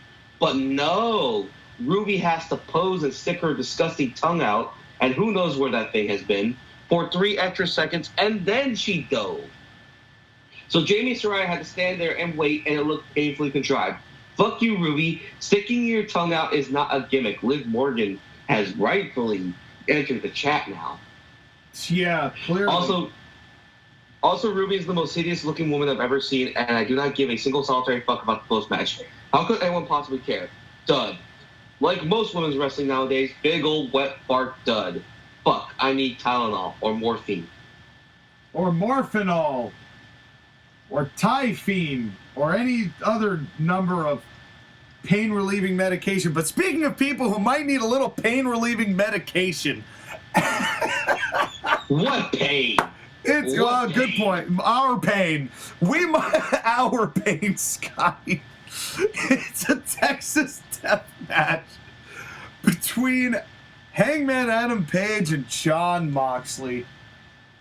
This was not a Texas death match. No, this was boring. This was just boring. This was an insult to guys like Pepper Gomez, Tolas, Briscoe, who wrestled the Texas Death Match and knew what the Texas Death Match was and made people excited about the Texas Death Match. Yeah, I mean, this wasn't even in Texas. The people in Texas didn't even pop for the Texas Death Match. And when they announced it, when AEW did a show in Dallas, the people went, oh, okay. A Texas Death Match in California. Okay. I mean, you can do a Texas Death Match in California. Pepper Gomez used to do it all the time, but with big stars who mean something and with the right rules. The right rules. They didn't even have the right rules for the Texas Death Match. I mean, that would imply that there were rules, which there aren't. No, we just get endless amounts of bullshit. And I really only have one really major underlying comment for this match. It's that I've seen all of these spots and all this shit done by better people for better reasons. That's about it. I mean, it's Moxley. With Moxley, you know what you're getting, right? It's the same horse shit every time. And with Adam Page, he's cut from that same dumb cloth. And it's no surprise that this did what it did. It went for forever. And tell me where the storyline was in this, guy, because I swear I tried to find one and I couldn't. And as a result, I was getting ready to start watching paint dry. The storyline was that Page and Moxley have been wrestling a bunch of matches, and last time they got knocked out or something legitimately in a shoot, but we're going to make that into an angle or something, brother Hogan, something. Well, the only really other comment I've got is that Jon Moxley needs to start tanning again because it is painfully pale. No, here's the thing. I saw Jon Moxley, and I was looking very closely. I'm like, he's giving Chris Jericho a run for the fat belly. I believe it. I mean, I guarantee you he has not worked out once since he has left WWE. He looks like he looks like Chris Jericho with no hair. And it's crazy. What does wrestling for AEW mean with back wrinkles and back problems? I mean, he doesn't, Tony gives a shit. He clearly doesn't. You know, he got him on the name value, but he doesn't hold anybody to a standard because he doesn't know how to even establish one. This is what it is. That's why we get a fork in this match. What does a fork have to do with Texas? I'm pretty sure you use forks everywhere in the world. I saw a fork in that hardcore match with New Japan Pro Wrestling in California. Yeah. I mean, they used them in 2010. I used them in ECW. But it was just, it meant more in ECW than it does here. And all of this hardcore stuff that they keep trying to redo, but they do it safe, man, so that everything is all protected, nobody's really hurt, man. Get the fuck you. I mean, did you think that the barbed wire wrapped around Page's body as he did a moonsault wasn't that safe? All I said is what I said to y'all, which is that Adam Page cannot lace up Saboots. And that's the truth. He thinks he's Sabu, but he's not. Here's another thing, too. During this match, I actually said, and I quote, "I have made a mistake. Can I please skip this match, too?" And, Sean, I'm angry at you that you did not let me have a skip on this one. You'd already used it. What do you want me to say? You already used it. But the Elite match was kind of good, and this one was really bad. That's the risk you take. You know, you choose your match, and then you don't watch it, and then if you get hit with a shit heap, that's on you. I didn't skip it. I saw it too. I was just bored. I saw it too. I watched this match. I didn't want to. I didn't want to see Moxley do an RKO out of nowhere. And then Moxley no-sells a backdrop, which was 7 minutes after my last comment of the RKO out of nowhere. That's how bored I was. I didn't even have anything to write because I could hardly pay attention. My eyes were glazing so far out of my head. Yeah. And again, the whole thing is blood is meaningless because Moxley bleeds every match. Yeah. So why does it matter that he bleeds? Barbed wire, finishes, chair shots, Battlestar Galactica. That's basically my whole deal with this. Yes, and for those of you Office fans, that one's for you. There was zero story in this match that didn't involve dumb spots. And then this fucking finish. What, you didn't like the TNA 2002 dog collar match finish? That's not even the issue. It's the brick to the head a brick to the head is a knockout. They solve murder cases that the end is they hit him in the head with a fucking brick. And you're going to tell me Jim Cornette dressed in drag knocked out Walter with a brick. And these guys are going to do it and just get up like it ain't shit. That's because they're tougher than Walter. Oh, of course. How could I forget? And by the way, I hate that Moxley just devalues the heel babyface doesn't matter because he just does that, like, that shrug, like, I don't care with whatever he does because he thinks he's Stone Cold Steve Austin, not realizing that he's actually just burying the guy he's working with, heel or babyface. Jon Moxley doesn't give you anything. He will not give you anything as a babyface or as a heel. So why would you want to work with this guy, let alone the fact that this is the only thing he wants to do?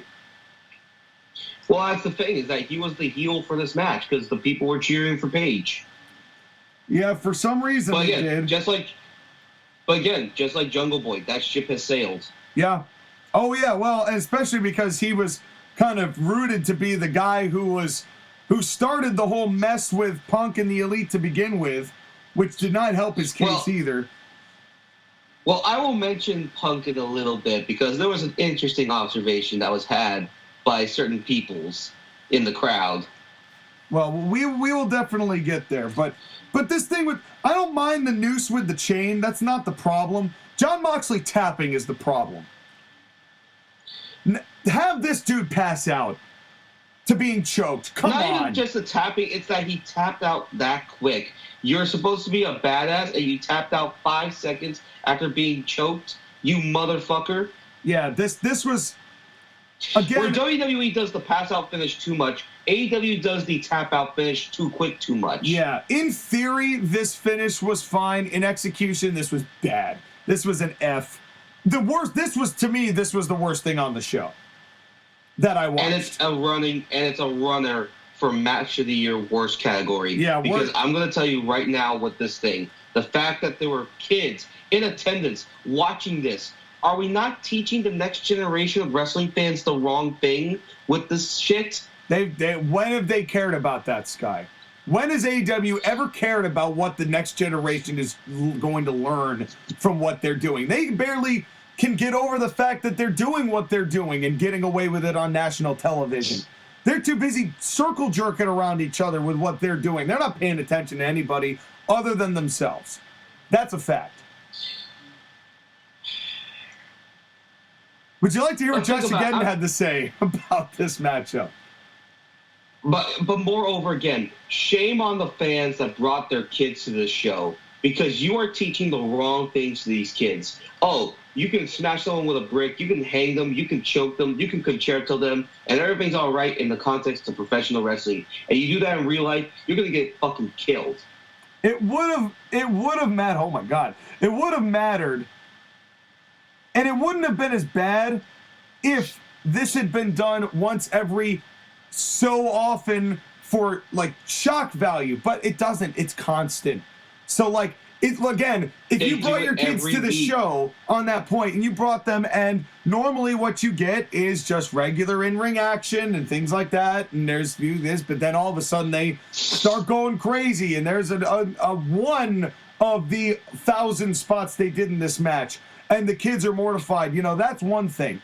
But when you know full well that your kids are going to see gratuitous, nonsensical violence that doesn't have any meaning or value, that's where you're fucking up. But also shame on Tony Khan for even allowing that to be part of your show for as long as it's been a part of your show, like people are going to want to watch more of your show with it on it. And again, all the swearing I heard all night. Listen, I swear a lot, okay? But when I'm around kids, I do my best to try and control it.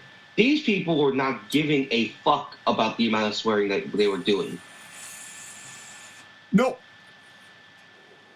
Because they don't care. Again, what are we teaching the next generation other than that it's okay to say fuck 20 times on the show? It's okay to flip the bird and bleed 20 times. Yeah, we had about 20 people bleed on this show, and I am so sick of people flipping the bird. It's lazy. It really doesn't mean much. When Steve Austin was the only one flipping the bird, that made it more valuable. When every human being flips the bird, who gives a fuck?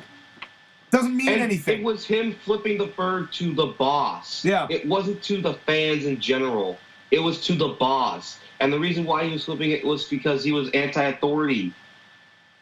But again, this is kind of the theme with Tony. Tony sees that something is a success, but he has no concept of why that thing was a success. He sees the action. He sees the action that led to the result, but he doesn't understand the why that action had the result it had. Which is why he takes all this stuff from the past, but none of it means anything, because he doesn't have the ability to understand the whys to the wrestling and to the things that he's trying to book, which is what's made him such a bad booker. Would you like to hear what Josh again had to say about this match? Now you can tell me what Josh again had to say about this match. Okay. All right. That Chris Pratt sounds are gonna be terrible. Crap. AEW needs to be a better show. I'm keeping all that in. I'm keeping all that in. Oh man, and that was and now with that lawsuit pending, we'll go to Josh again. But you're not wrong. It does need to be a better show. We are now 3 for 5. What the fuck happened? We were doing so well, and Christ, this detour has gotten us lost in the woods surrounded by bears and coyotes. But not the Arizona coyotes. Hopefully those bears are not on cocaine. No, the Bears are not on cocaine, but they did just trade away their first-round draft pick. And the Coyotes are so goddamn terrible that they don't even get any media attention. They don't have an arena. Yeah. We're going to die out here, and it's Moxley's fault. Renee Paquette, your standards for men are fucking... I thought he said... What he said was, Renee Paquette, your standards for men are fucking horrendous. What I thought he said was, Renee Paquette, your standards for men are fucking homeless. Which would have fit in with our theme. Either one of those could apply. Yeah. Either one of those could apply. That's right. And seeing how she's in pajamas. I don't get it. Is Moxley that good in bed? No way. He probably uses barbed wire and forks as sex toys. Well, maybe she likes to bleed. And I'd rather talk about that. What the fuck is wrong with you? Jesus fucking Christ.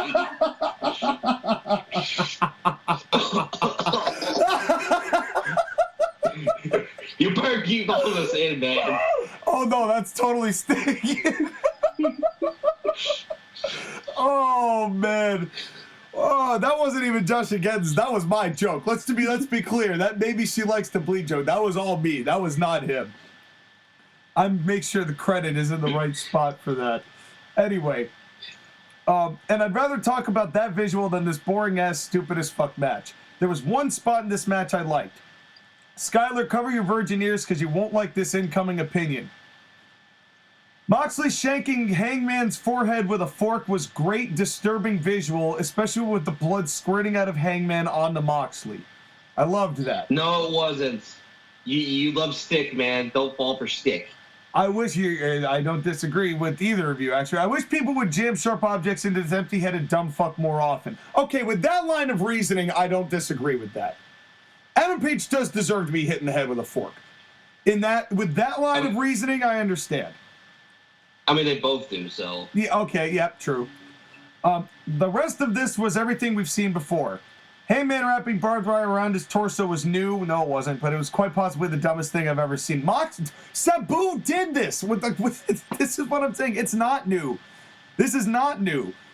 I believe it was it's so Sabu. Yeah, Hangman is neither homicidal, genocidal, or suicidal.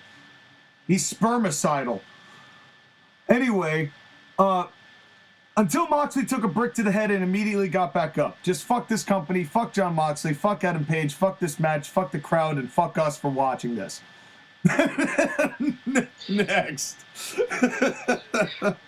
I don't think we're planning on watching AEW. I don't think we're planning on watching AEW anymore, right? I'm really hoping not to. The only reason to be fair, we had sworn off AEW. The only reason we did this was because you were going.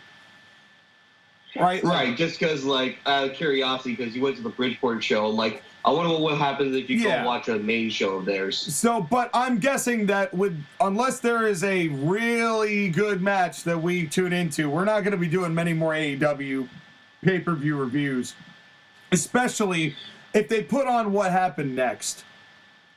You want to talk about a no-win situation for your talent. This is the match you show. It's Wardlow versus Samoa Joe for the TNT title, which means nothing because Powerhouse Hobbs now has it. Spoilers, because he beat the guy who won this match for the belt for 3 days after the match happened. Yeah, indeed. Then the crowd was equally yawning because this crowd was beat for this whole match. And I don't know what Samoa Joe's theme is, but it sucks compared to his TNA and WWE themes. Because Samoa Joe just isn't what... Samoa Joe isn't what he used to be. No, I actually think that Samoa Joe has been the highlight with the promos he cut. He was the highlight of the show at Bridgeport. But why are you putting him in this feud? And why are you putting Wardlow in this feud? Let Samoa Joe just go help build Ring of Honor, which he will definitely do, and help contribute towards. But this was... Because Samoa Joe is old. He's no longer... Samoa Joe is not what he used to be. He can't carry talent like Wardlow to good matches anymore. Well, I wouldn't necessarily say that it's Joe's fault that this match didn't work. The reason this match didn't work, at least to me, is that you've built, again, in the same vein of Tony doesn't know what he has because he can't evaluate talent and understand why talent get over. What happened in this match was proof that Tony Khan didn't realize what people liked Wardlow for, which was go out, wreck shit, leave. Done. This, to me, was Regal and Goldberg in a lot of ways, because the concept of this match was, instead of the dominating badass who was the subservient to MJF but then finally broke free and just started wrecking everything in sight, this man now has to fight from underneath for a mid-card title because he's met his match in a mid-card scenario.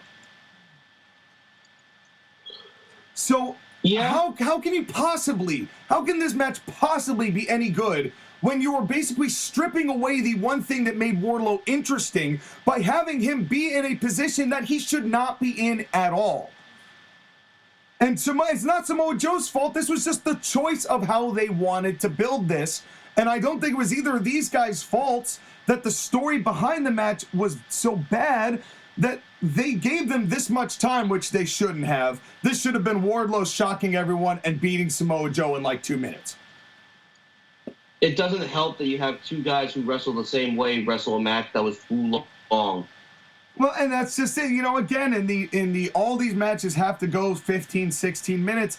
This was not going to make Wardlow look any good. He's still green. And the way to conceal that is to have him wreck people while he learns. It's like this was one of those deals where I understand the idea of potentially working with Samoa Joe and the markish concept of two big guys, two huge names, big match. That means money. Not like this. Not when you've got a guy who is still trying to build him as a person and as a reputation, which Samoa Joe doesn't need, which is why he took the pin here. But again, it's all irrelevant now because they just had Powerhouse Hobbs beat Wardlow for the belt anyway. So it didn't even really make a lick's bit of difference what any of these two did in this match. But it went too long and the match didn't work because this conceptually is not what people want to see from Wardlow. And it's not Samoa Joe's fault that he can't carry the match when the match inherently is flawed conceptually.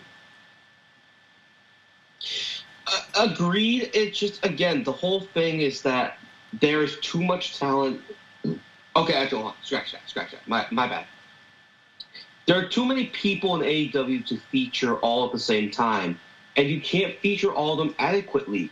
I love Powerhouse Will Hobbs. I have plans for him in my company, but I'm going to slow roll him. That's why I didn't have him be on the first show, because I want to get there with him before I want to make sure that he's ready before I put him in the spotlight. And doing that thing with QT Marshall is not going to help him. No, and they cut to Hobbs a lot. I'm just laughing. I'm just laughing at the fact that you retracted the statement of there's a lot of talent to downgrade it in AEW to there's a lot of people in AEW. It's not talent. It's just people. And that's a very strong and significant point to make. So I'm not going to edit that out because it's so true that just by correcting that, you make such a brilliant point. But I had to think about it several times, but I was just like, wait, what talent is in AEW? Well, there's a lot of talent. You just wouldn't know it because Tony doesn't know how to spot it or how to use it. You would have to cut out basically more than a third of the roster. We did this exercise before when Jim Cornette did it, and like we were looking at the roster like, yeah, of the 90 or 100 people in there, you would only keep about maybe 30. But that's probably the adequate number you need for a roster. Yeah. And that was just depressing. And I mean, and then again, it's no surprise. I mean, again, that's what Tony did. He just inflated that balloon. And now, like WCW, there's just guys that's showing up, and you're like, oh yeah, they're still under contract, aren't they? You wouldn't even know it. And well, here's the thing: as a person who does a little bit of booking with ACPW, I have a question for you, Sean. Yeah. What's our roster limit? 40 total. 40 total, although with tag teams, he does kind of mix up the number. That makes it like 50 total then, not counting all the extra personnel. But 40 slots, right. The way that we put it. So we're looking at like 50, 60 people. But like, with the number of people that we have on our shows, do you feel like that's too much, or is it the right amount? I feel like actually sometimes it depends. It actually fluctuates. Like sometimes I feel like it's too much and I can't get people featured, like what happened with Outlaw Inc. last year, where I turned them heel and I'm like, I got to do something with them, and then I just couldn't.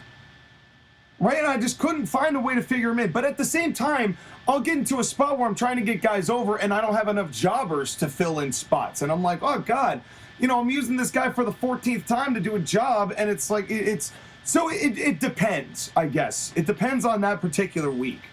But I would say it leans more on the side of excessive than it does lacking.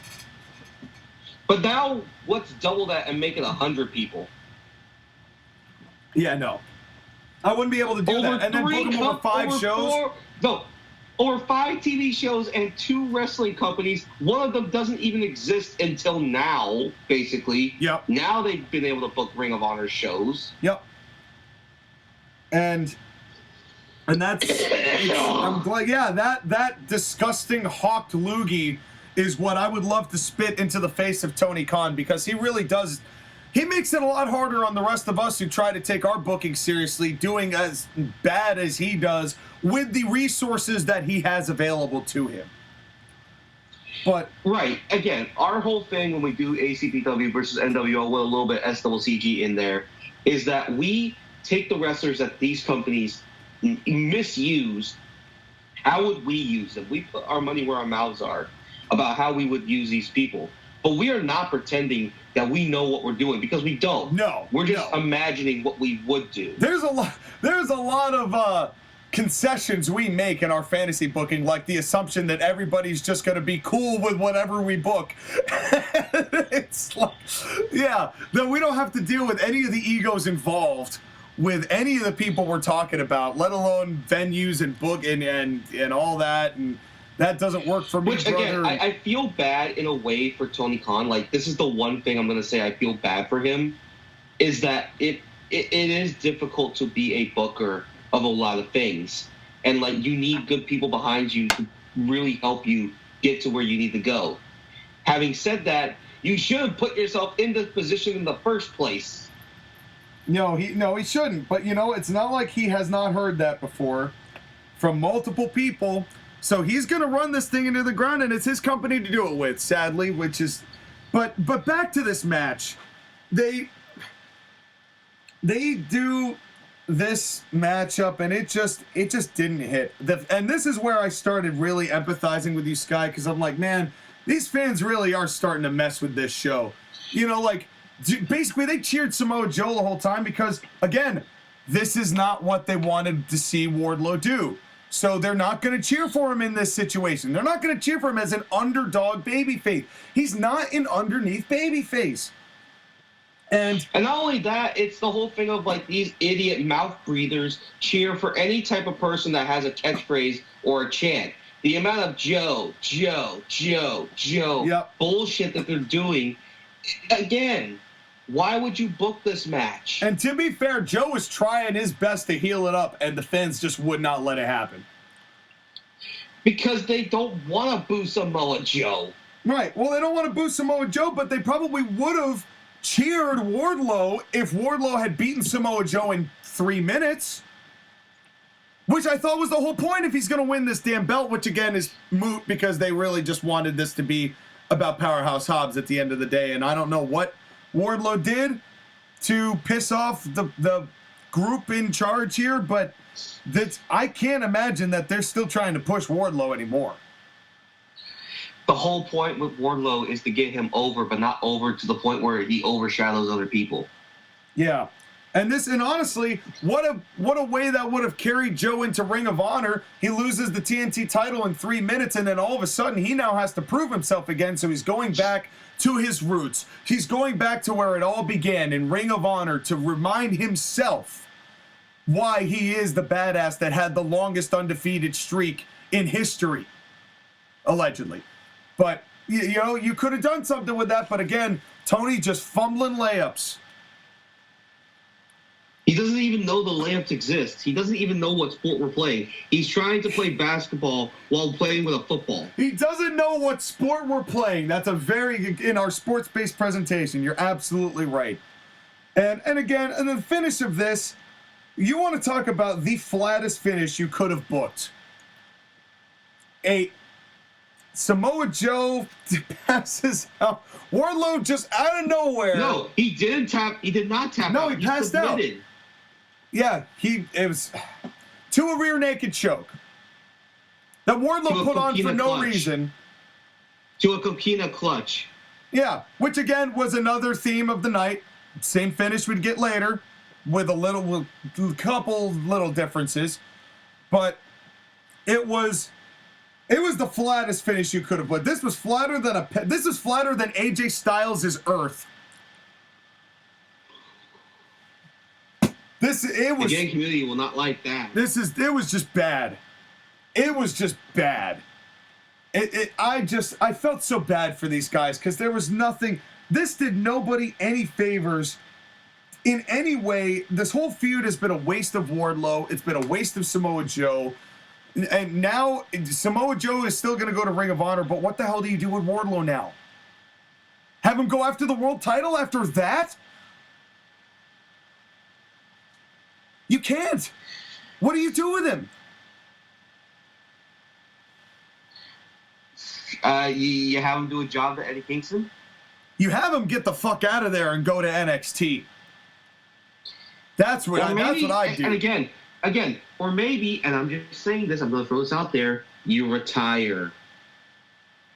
Well, I don't even think. Listen, I'm all for people pursuing their careers as long as they can, but at some point, you have to know when to call it quits. I love you, Samoa Joe, but you don't have to wrestle anymore. You've made a lot of money in your time. You can be a really good, effective trainer.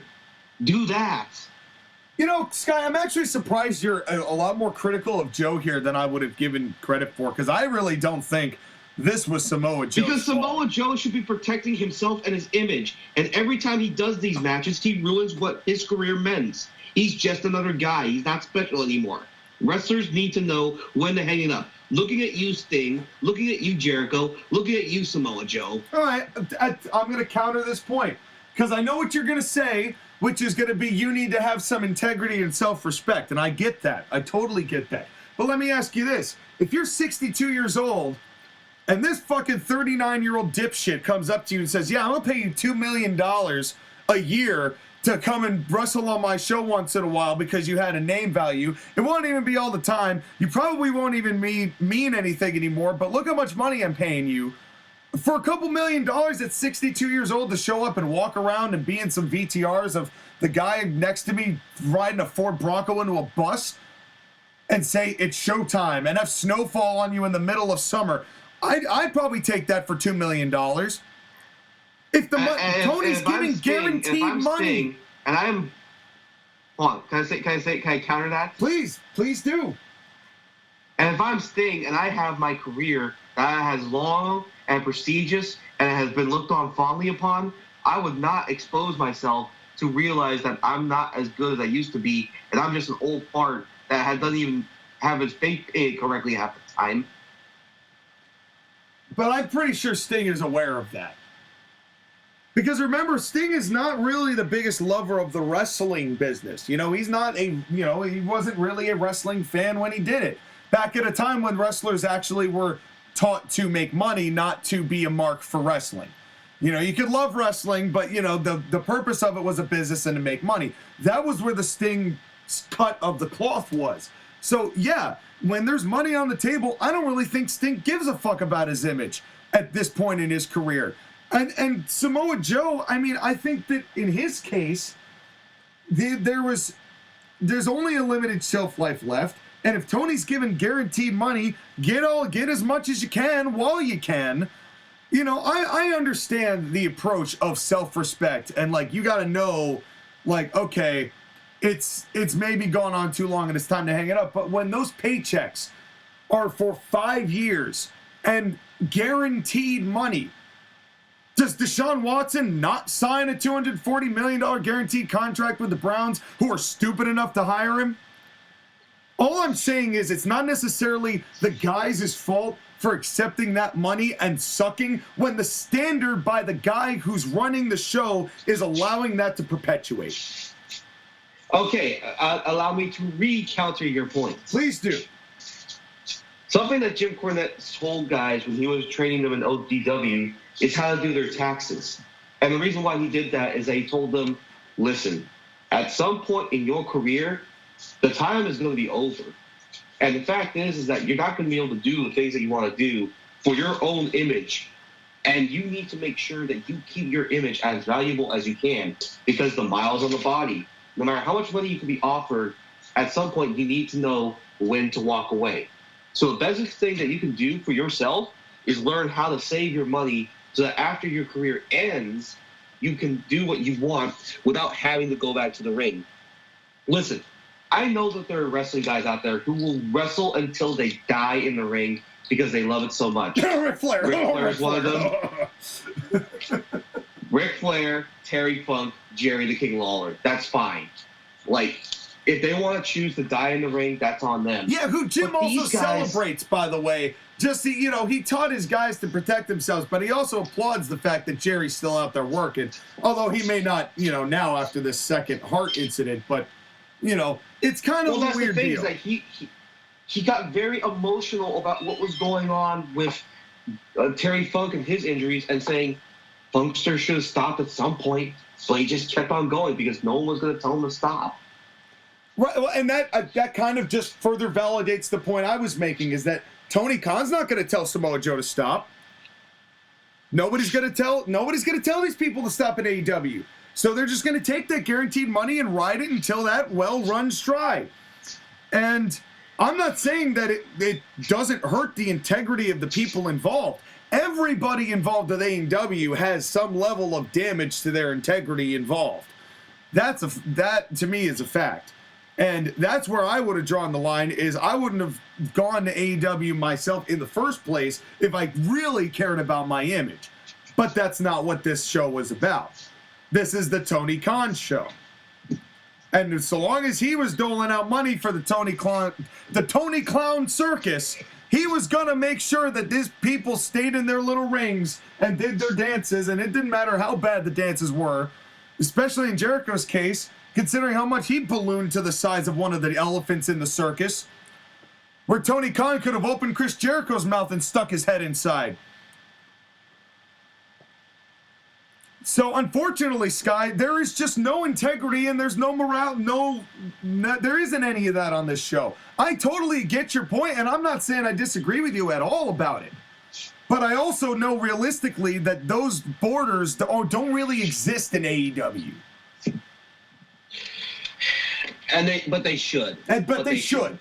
They should. They totally should. And this was a very good debate, by the way. This just saying that was an incredibly respectful debate, which there needs to be more of in pro wrestling. Well, now we're going to destroy all that with Josh Again's notes. Yes, please tell me what he thought of this matchup. Well, in all capitals, fuck you, Tony Khan. How could you fuck up Wardlow this bad? He was so over, and you Vince McMahon'd him. The shit out of him. You dumb fuck. Joe deserves better. Wardlow deserves better. And the TNT Championship is the reincarnation of the 24/7 Championship. Fuck you, fuck you, fuck you, fuck, fuck, fuck, fuck, fuck, fuck, fuck, fuck, fuck. This match was goddamn boring. Crowd was asleep. Everyone in the match deserves better. Fuck, I hate this company. That it? All right. I'm gonna need a cigarette after reading that one. Yeah, well, trust me, it's gonna get he changed the font and he upped the size of the font here in this next match. But here's the deal: we got 2 more matches left. We're gonna get through these as quickly as we can. And this one, I don't really have a whole lot to talk about with this matchup. It's a 4-way tag match. Jeff Jarrett and Jay Lethal versus the Gunns versus Orangehausen versus the Acclaimed. The Acclaimed aren't as over as they used to be. And it seems to be a theme. Tony didn't seem to understand what was so popular about him to begin with. Because he can't. Tony doesn't know what sport he's playing. He just scored a goal with a lacrosse stick into the touchdown zone. Good job, For Tiger a Grand Woods. Slam. That's right. Here on NBA by TNT, starring Charles Barkley. That's right. And Shaquille O'Neal. Here on and Memorial Jade Day. Cargill. That's right. On Memorial Day. Well, I'll tell you what. The only reason I didn't choose this to skip is that I love me Jeff Jarrett, and I don't care what anyone says.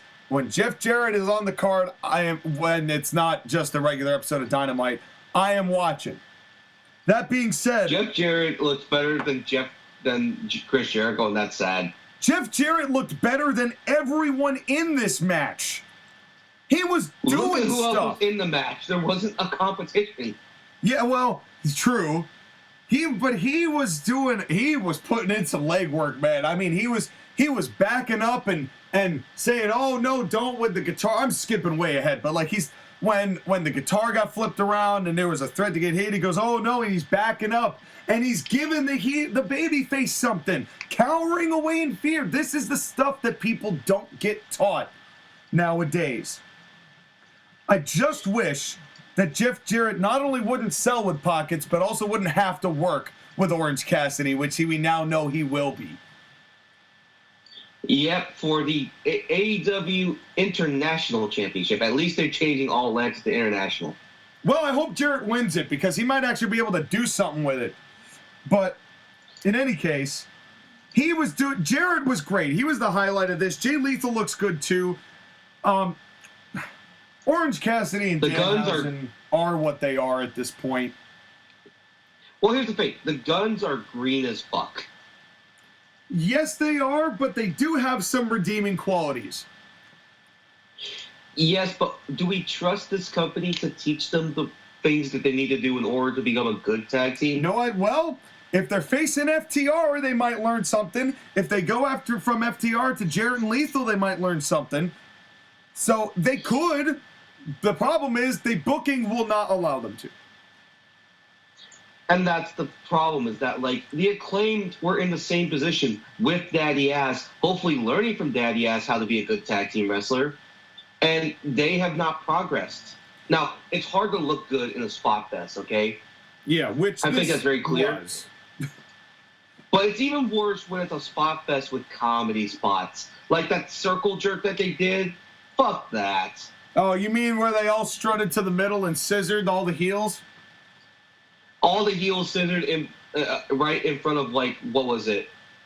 Max Caster and Anthony Bowens were one of them. Like, yeah, I was on top you. of, I think it was Max Caster who was in the center of that whole deal. But the like, thing, fuck you. My issue is that the Gunns are just a little too quick on the chops. They're like just too eager.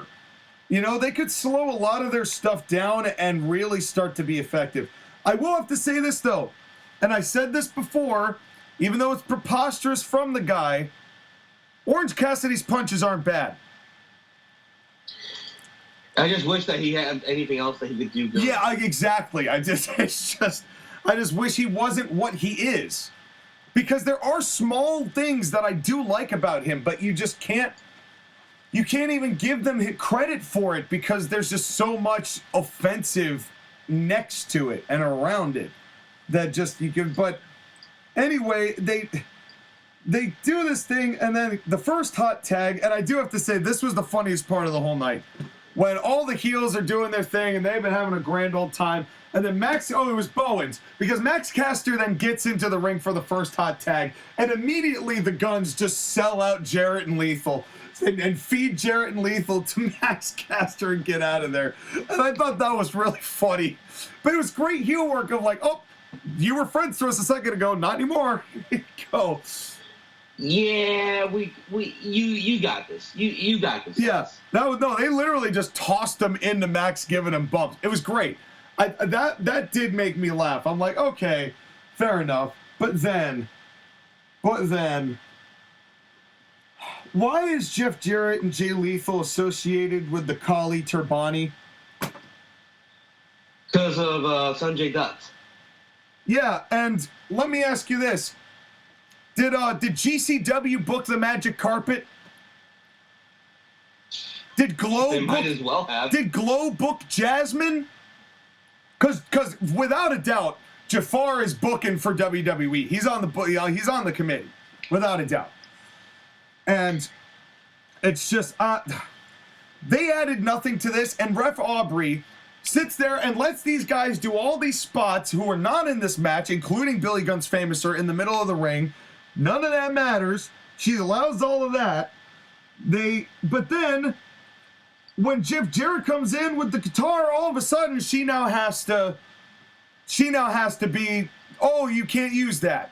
When they literally let 4 people that weren't in the match do spots in the ring. Make it make sense. No, I'm not even going to attempt it. Yeah. I mean, I do like the homage to Jarrett's NWA title run because that's basically how every single match of his ended. Thankfully, they didn't bump Aubrey. And yeah, and then that was the other thing. Jeff Jarrett doing his damnedest to legitimize the referee and do the back and forth with Aubrey. God damn it, Jeff is trying. But he shouldn't because of how dumb this whole thing is.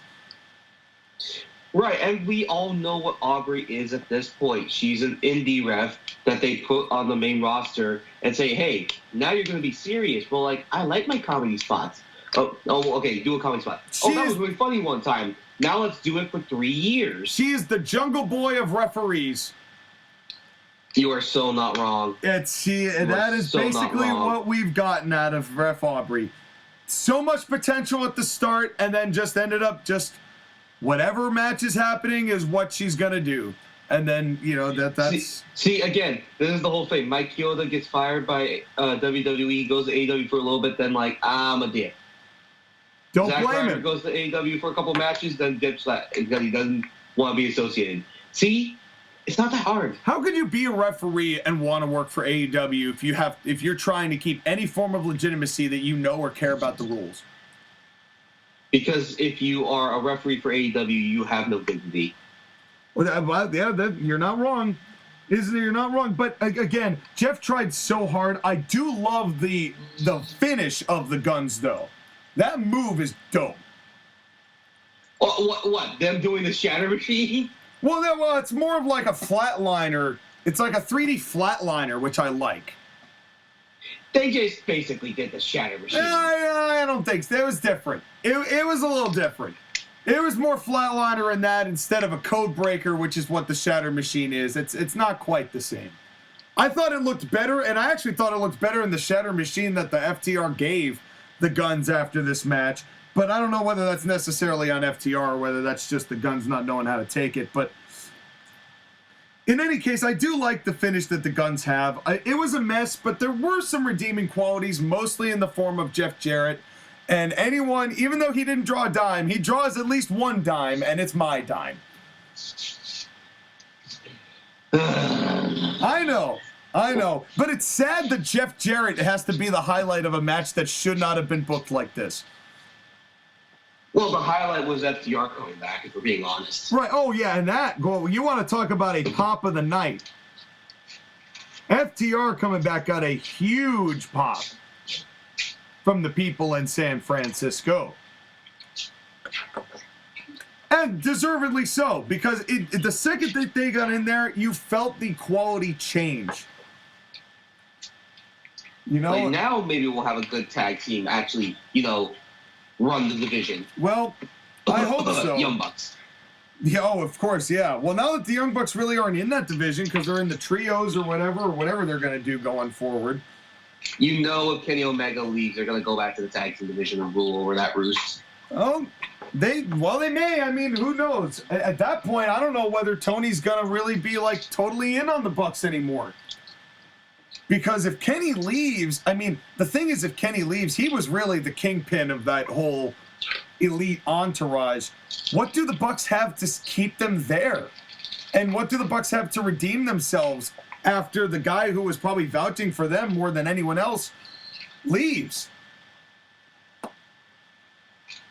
Because Jericho's not going to want to have him around. The fact that they started the company and the fact that their wives work for the company. Tell that to Cody and Brandy Rhodes. Yeah, but Cody always wanted to go back to WWE, and you knew he would. Yeah, well, I'm not disagreeing with that, but I also think there was a time that Omega and the Bucks thought they were going to WWE, and then they decided to do this instead. So, it's also one of those things where the Young Bucks know that they can't go to WWE and get anywhere near sort of treatment that they do, like they do here. Yeah. No, without a doubt. Because here they're stars. In WWE, they would be nothing. And also, the tag team division of WWE is not any better. But let me ask you, Sky, are they stars in AEW right now? Because to me, they have never been colder than they are right now. No, absolutely. They're cold as piss. That's been sitting out in the door. But again, that gets too much into it. What does Joshua have to say? Well, we upped the font to, hold on, maybe I'll be able to tell you. We moved the font up for about 17 fonts. Match 7, the 4-way tag match that destroyed any semblance of patience I had left. Fuck this show. This goofy, dumbass, cornball nonsense did nothing but piss me the fuck off. This went on forever. The Acclaimed are so one-dimensional it hurts. Why does Danhausen exist? Why did Jeff Jarrett think this was a good idea? And why are the Guns wearing leopard print fucking tights? And why did Skyler trade AJ fucking Styles for Billy fucking Gunn for this stupid fucking scissoring bullshit? Fuck. And then in additional, I can't even speak. I'm so mad at you, I can't even speak. In increasing fonts, he said, fuck my life. And in all bold and 80 font, I'm not okay.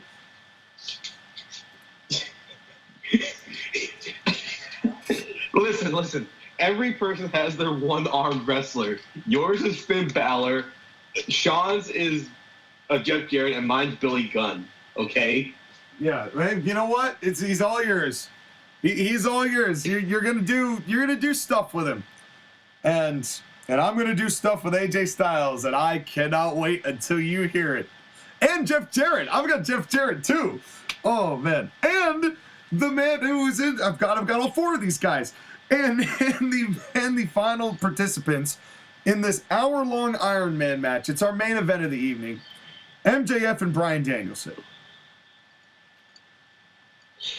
Skyler, did you know that you could not hear the violins or the string quartet at all on television because Discount Kevin Dunn didn't mic any of them? Of course he didn't. Did you hear it in the arena? Could you hear it from there? We could hear it in the arena, but part of it is that I was blocked by the giant jumbotron that they have there, so I couldn't see the violinist. So I had and they blacked out the screen so that way they could have that effect. Beyond that, though, I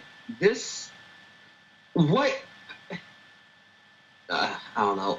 What MJF and the devil thing is not working. Can we please stop doing it? Well, I'll say this. This whole feud really didn't work.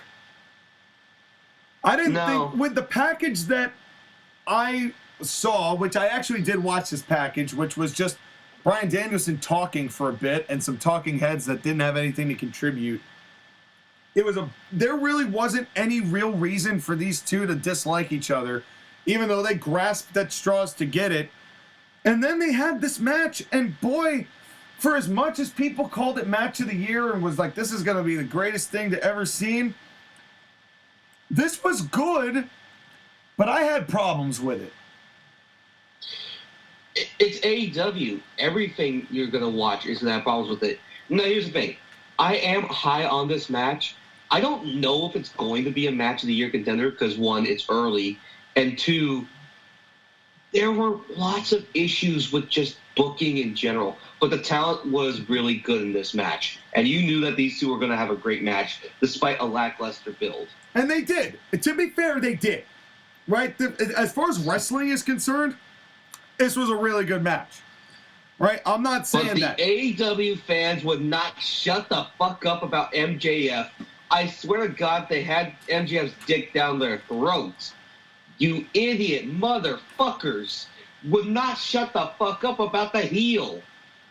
Well, and it didn't help that Bryan Danielson was also somewhat healing, so it also hurt the dynamic. Like, every time he said, I have, till the count of 5.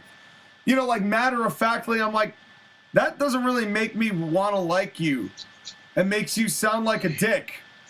You know, it's like, that's not what you're trying to... again, I just felt the dynamic of this was off. This whole thing, there was just something off about this whole thing. And then, I mean, we got a Colonial elbow tie-up, which was nice. Why they listed Bryan Danielson as 197? I'm 191, Sky. And... Well, you're not thick, man. No, Bryan Danielson is... I mean, you couldn't have just put him at an even 200. You couldn't have just put him at an even 200. Like, come on. Like, all it would take is me going to the gym for like 3 months and I'd end up being his size or bigger. And it's like, it's just, come on. You could have at least padded a few pounds on him to make him seem a little more imposing, I guess. But Bryan Danielson is not imposing. What he is that he will stretch you out. I know. It's just... I'm okay. I'm old school. I'm just being old school. I would have liked to have seen that be an even 200, but whatever. Anyway. Well, I mean, at the end of the day, like pounds, water, tequila, it doesn't matter. Yeah, clearly it doesn't. Well, clearly this didn't. But this was a lot of exchange. You know, it was a lot of back and forth. But did you know this, guy? They did not give us a counter or a time clock deco on the screen for the first 15 minutes of this matchup. I will do you one even better. Inside the arena, they had the deco count. Well, what they did is that on the Jumbotron in the back, like the stage, they had Bryan Danielson and MJF with the 0 counter, but they put the clock in, and then they didn't show the clock until 45 minutes had passed. And then they would take it off after a couple of minutes. Discount done. Again. This is a remember sports-based presentation, and you can't get a counter of time elapsed and a scoreboard on your sports-based presentation. You're implying that they knew what to do in the first place, which unfortunately is just not true. You're right. But still, I'm always right. I know. Well, let's not go crazy here. But now. No, let's go crazy. In fact, anyways, no. But well, I was starting to go crazy by the time that this went. But again, MJF went out and everyone was talking about this thing with the kid. But he went out there and healed for 3 minutes, and there was not a count. Because why would there be a counter in an Iron Man match? And by the way, this referee's counts when they were outside the ring was the longest of the night. Yeah, Bryce Rimsberg. And he was just... Bryce, do your job better, you fuck. Yeah, well, The thing was, it was just selective officiating, like it always is. It's selective officiating. MJF's out there for forever and a day, but they do counts on the outside up to 9 and come back in like twice later on in the match. So like, why did it not count there? But it did here, and they were gonna do fuck finishes as far as the falls. Anyway, it's just, again, just I hate selective officiating. Just have rules or don't have rules. But I did like the fact that MJF was like, is that going to cost me a star, Dave? And he screamed that into the camera. That was a nice little bit. What did you think about spraying the beverage on the kid? It was great healing. I thought it was a plant, though. Which it turned out it wasn't, but the kid got to meet his favorite wrestler, and it all worked out. So Max got to heal on somebody, and the kid got something out of the deal as well. At the end of the day, like, it's great healing. Like, if you're gonna heal like that, folks. Right. I just wish that we didn't have to break the rules for that long to do it, but I agree.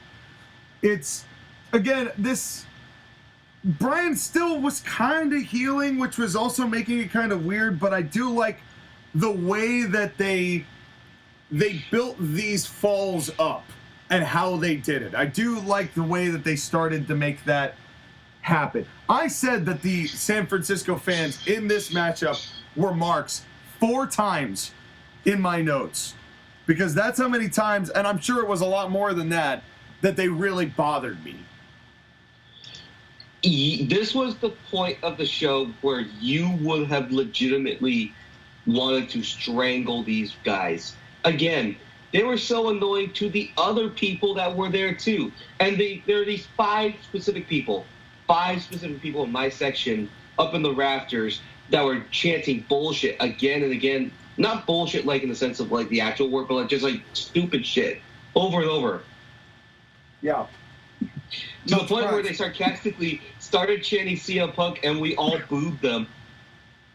Yeah. Well, because remember, that used to be the thing to do when you were just trying to hijack a show, is you chant his name, but now that's got a weird different thing, connotation attached to it now. But the best part, again, is the conversation I had with some of the people. Guy behind me, the show has been okay, but nothing major has happened. And then I'm like, until CM Punk comes back, and then he's like, well, that would actually ruin the show for me.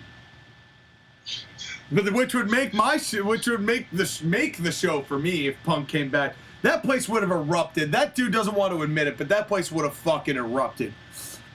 I always wanted to be like, yeah, that would have ruined the show for you, but you still would have popped Mark. Yeah, because he would have. He would have. 100%. Well, in any case, I do love a good hammerlock back suplex. It's a small move, but when you're working on the arm, it's great. I love it. I will always love it. And then Taz, you didn't hear this guy, but Taz had the commentary line of the night. When does he not? Excalibur and Tony Schiavone are talking about MJF, and they're like, oh, well, I think MJF really, for as much as he hates people, he really hates himself. And Tony goes, oh, yeah, he hates himself. It's a bad time. I'm Tony Schiavone. I'm the ACPW in-ring announcer. That was a promo he just cut. And really he hates himself, and he's terrible about himself. He wants some sort of... And Taz is like... Taz goes... I like how 2 commentators on a pro wrestling show are psychiatrists. Stop!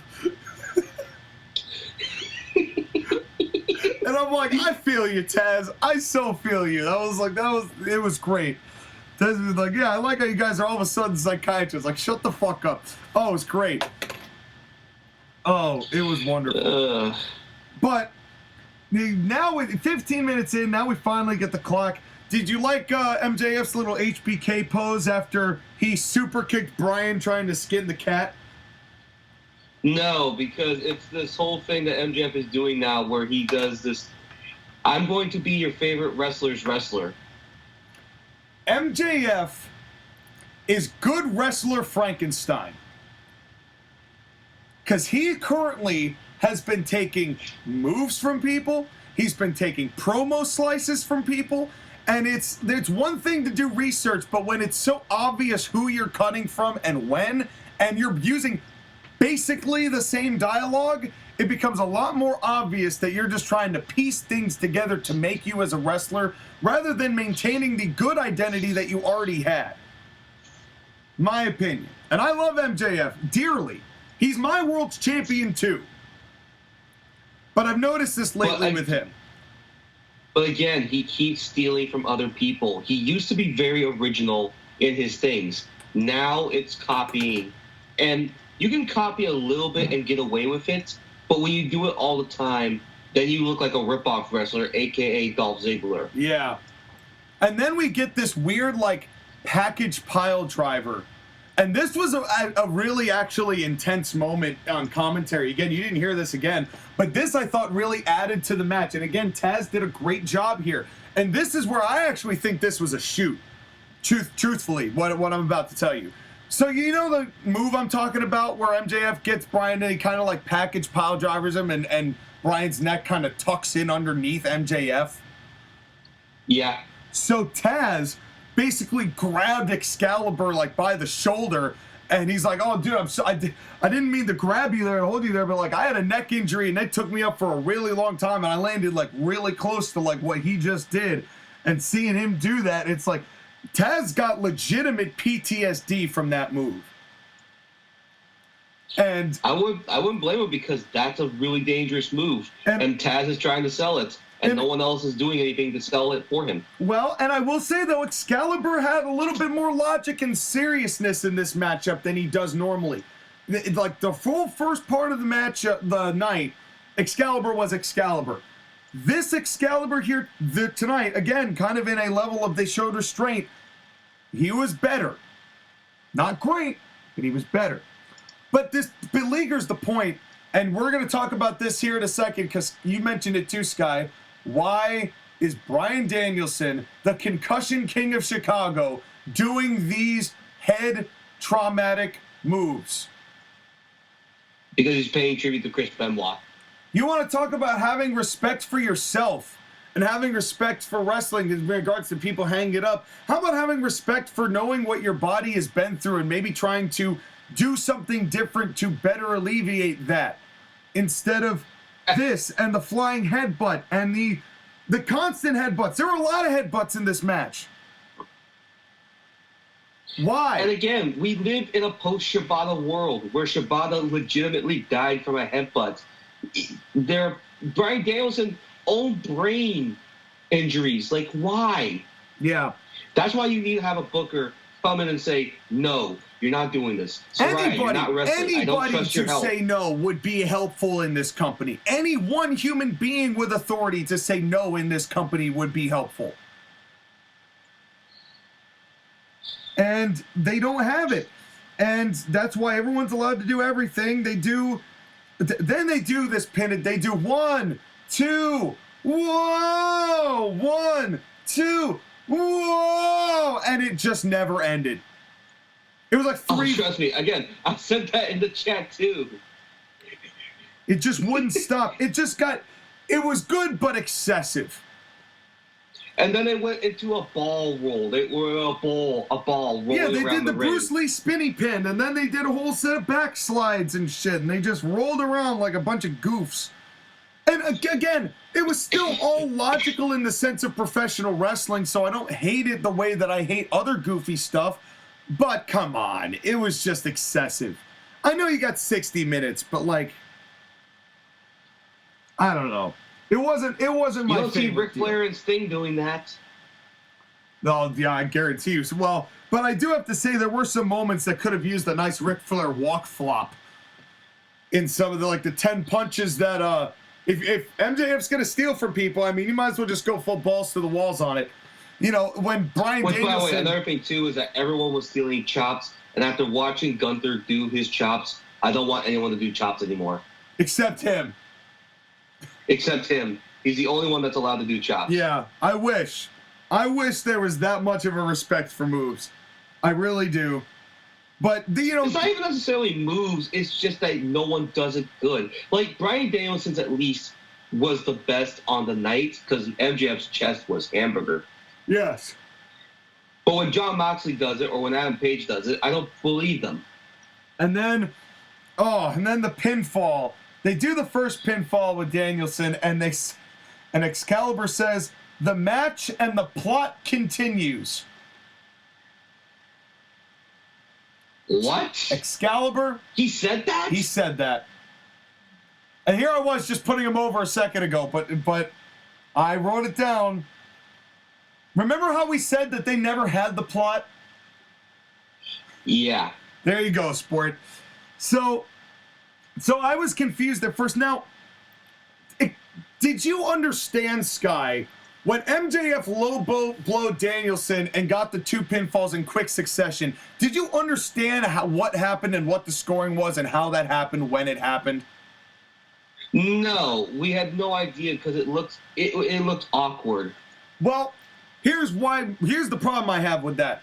Why would you not get Justin Roberts to say what happened and explain it to people? If they're in the arena, they ought to know what that means and what they're supposed to do, especially with the way that this match ended. Like, why couldn't you just get Justin Roberts to be like, ladies and gentlemen, MJF was disqualified for using a low blow, but then got 2 quick pinfalls, so the score currently is 2-2. And then just walk away. That's all you needed to do. Just to keep everybody up to date, because the talent was confused, the people in the building, including you, were confused, I was confused, and the announcers were confused. So we're all just confused boys and girls and things. Clearly. But then I'm going to move on a little bit. We're going to skip a little bit ahead because, again, they're hurting, MJF, I think, did a much better job at selling than Bryan Danielson did all matchup. Did you notice, though, his gimmick this entire match? Sell the knee and whine like Ric Flair. No. And drink water. He kept getting water. Yeah. Which I think, the third time he did it, I did laugh. I was like, the first time I'm like, okay. The second time I'm like, okay, why don't you just put water bottles here? And then the third time it was like, okay, all right, you got me here. I'm fine with this. To the point where we actually did, in the middle of the 4th or 5th time he did it, we started chanting H2O. That was bad. That I hated. I'm sorry, but I'm just like, okay, sure. Why not? Yeah, that I hated, but I understood. But did you hear? I think it was a fan. I hope it was a fan. I hope it wasn't either of these competitors. They go to the outside and they got that velvet covered table, and somebody says, "Table spot." And well, I wasn't there, so. Now let me ask you something. They did this elbow drop, but give me one good reason they did this table pile driver. Because the fans wanted tables. Okay, but if you're going to do a second rope pile driver later on in the match, wouldn't you just save the pile driver for that instead of this? You're telling me to book this show better? Well, that wouldn't be too difficult a task for you, Sky. All you'd have to do is make some sort of sense of something. But here's the thing. Listen, even Bryan Danielson and MJF, as much as I love those guys, it's the same thing. They need to have someone control their impulses so they don't do too much. Or, book a regular match between these two before you book them in an Iron Man match. But that's a story for another time. But here's how I know this spot was really bad, because even Excalibur was like, well, yeah, he did it, but it does you no good. You're outside of the ring. Like, you're not even doing anything. Like, the fact that Excalibur is bringing some logic into this equation shows just how fucked up that spot really was. There was no need for it. It was completely unnecessary. And it was the least favorite thing I had in the entire match was that spot. But that's not to say they didn't beat the piss out of each other. Everybody bleeding tonight. MJF a little too much. He definitely got juice. I did like the Roddy Piper snot rocket, though. Again, MJF is a fantastic heel. And in a post-COVID world. Yeah. And, like, what a dick. And the thing that really gets to me is like, Tony Schiavone was continuously bad. I'm like, imagine if they had just had JR come out for this. How much more legitimate it would have sounded. It's again, you didn't hear it, Sky, but that's what I would have said at this point. But in any case, I would have liked. It made you have a tear rolling down your eye, wishing that Jim Ross had called this match. Yeah, I would. And here's the thing. It's like, then they did the diving head, but what did you think about MJF tapping to the Regal stretch? William Regal must have been proud, I guess, question mark? I would have preferred, I like the Regal stretch, but I would have preferred we didn't see MJF, our world's champion, tap out. Well, here's the thing, though, is that it kind of proves the point of the match was that MJF is not as good a wrestler as Bryan Danielson is, so he has to resort to cheating or bad tactics. Okay. I am okay with that logic. Let me counter with, if you're going to do that as the finish of the 60 minutes of regulation, why have him tap legitimately during that 60 minutes? Because Tony Khan doesn't know how to book spots. Or whoever put this together, thinking that was going to be a good pin, and I just didn't, me personally, I wouldn't have had him do it. Here's the question, though. How much of this match do you think Bryan Danielson had a part in? I would say it was probably equal parts at this point, because MJF's pretty good at protecting his own business, and this was just, and I think this was more of a victim of trying too hard than anything else to kind of compensate for how blah this whole feud has been up to this point. So they really tried to over-deliver, and it just didn't work it didn't work in every instance. But again, okay, you weren't going to see I can agree with you. You weren't going to get any better of wrestling on this show than you were on this match. Of like actual proper wrestling. And that's not to take away from anything that they did in that respect. It's just these certain like highlighted moments. Like MJF doing the I'm over version of Square Jaw McGraw's chain submissions. Like, that was nice. You wouldn't have seen that anywhere else. This is the hard part. I want to really praise this match and say how good it is, but they kept doing things every once in a while that I didn't like. Well, and that's the thing. They told a hell of a story here. They did. They really did. But it just was hampered by these heres and theirs that just kept me from really, really enjoying it. And right. Now, of course, the other thing, too, is that I had to fight the fans' ignorant bullshit at this point. Listen, I know that we are in a smarky crowd, so they're going to do smarky things. But why did you keep having to cheer for MJF when he's legitimately doing these bad things? Again, what are we teaching the young kids that are in the show that a guy who just threw a tequila glass at a kid not 20 minutes earlier is the guy that we like? Well, if you're trying to accuse the fans of not being intelligent, that has long since been understood. Like, every single time that MJF got Bryan Danielson in a submission, they kept saying, tap, bitch, tap, bitch. Like, God damn it. Yeah, well, AEW's fans are the lowest common denominator of fans, and we have long since established that. But this is where I got offended. Like, actually offended. Right? They do the deal where Danielson has got a half Boston Crab on MJF, which was also in the opening match with Ricky Starks, but let's not talk about that. They do the half Boston Crab, time expires, and then MJF taps. That I liked a lot. And they said, and then it's not out of the realm of possibility to make the announcement that they're going to do a sudden death period. That's not the problem I have with this. The problem, they've done it before in Iron Man matches. They've done it before in Iron Man matches. They did it with Brett and Shawn. I understand that. Here's my problem with it. Tony Khan has to be the hero. He's got to be the one to make the call to do the sudden death so that everybody pops that Tony Khan made the decision, not that there is this decision being made. It's not about the talent anymore. It's about Tony being such a good booker. Well, of course it is. I mean, again, it's like, it's one of those things where Tony Khan wants to be Vince McMahon.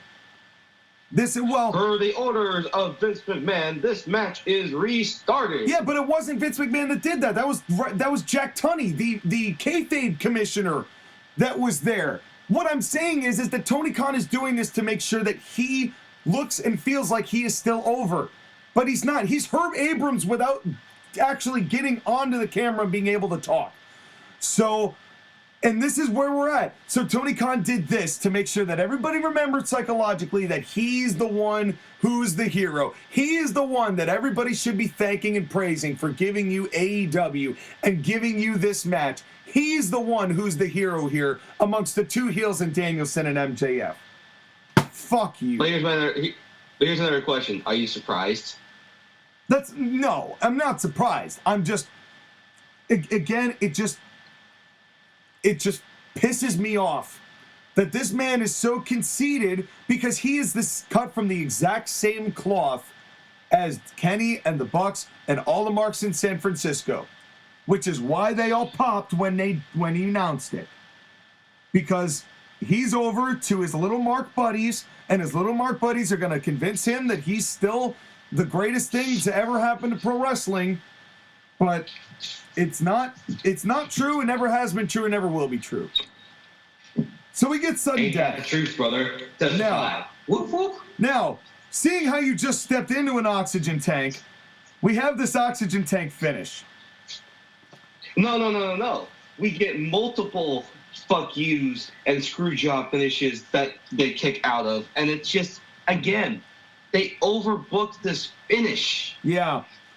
And then MJ... so they did the knee, and then they did the referee thing where MJ pulls the referee in front of him, and then the dynamite ring. Then the belt. They did the belt, and then he got the ring. And then he did the ring, and then Danielson has him in the submission, and this is where I would have just changed this.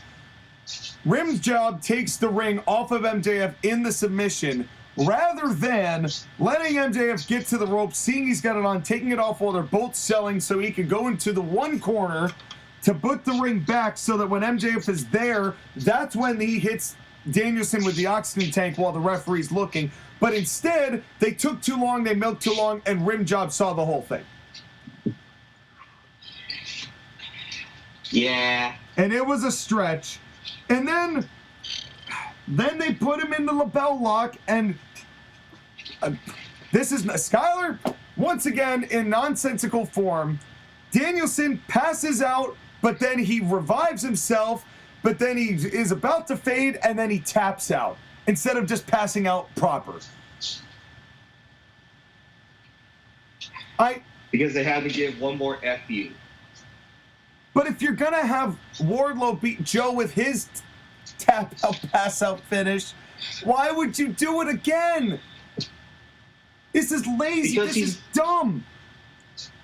Tony, you have no idea of you do not know pro wrestling at all.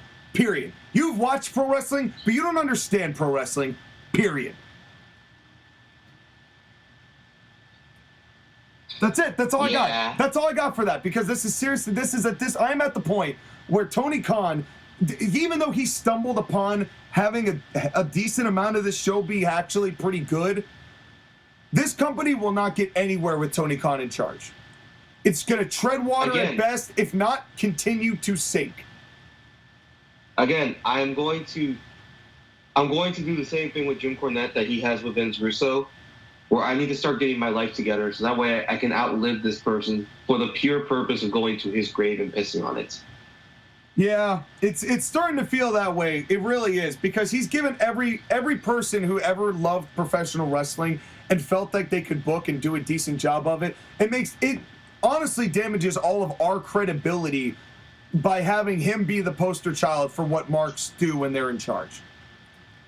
Yeah. And speaking of those marks, let's go ahead and go to Joshua and finish his notes on these matches. Yeah, we got to get out of here. We're nearing 3 hours ourselves here, folks. AEW always does this to us. But I mean, I've enjoyed my time, and I hope you all are enjoying it too. Me too. And we'll continue to enjoy it. If you like, share, and subscribe, hit the bell so you know when we come on. That's right. I feel dead inside.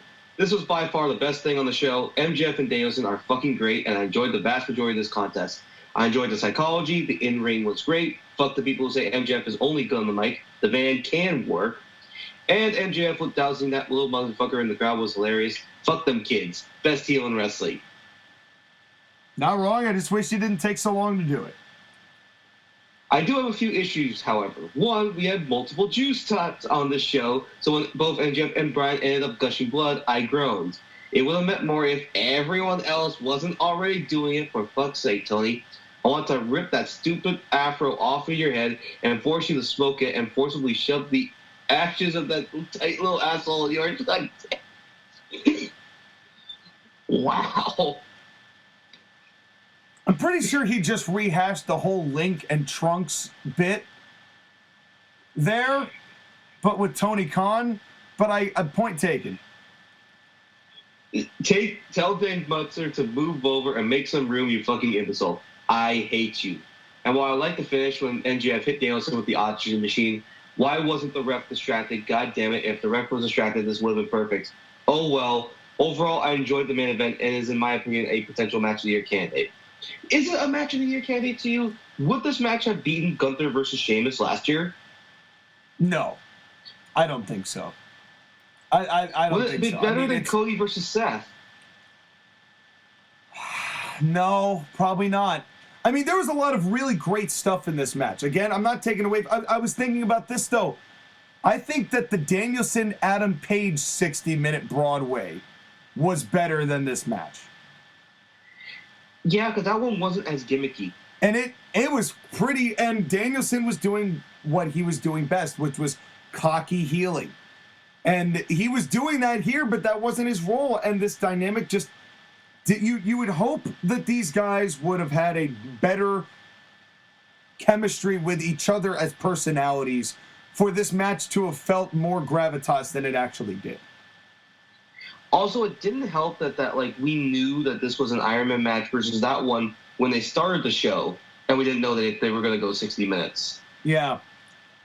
And this just, and I would have just preferred to have a nice 20-minute match with a fuck finish of some description. You could even use the oxygen tank if you want, but I would have preferred just a regular match than a 60-minute Iron Man, especially with the way that this has been going.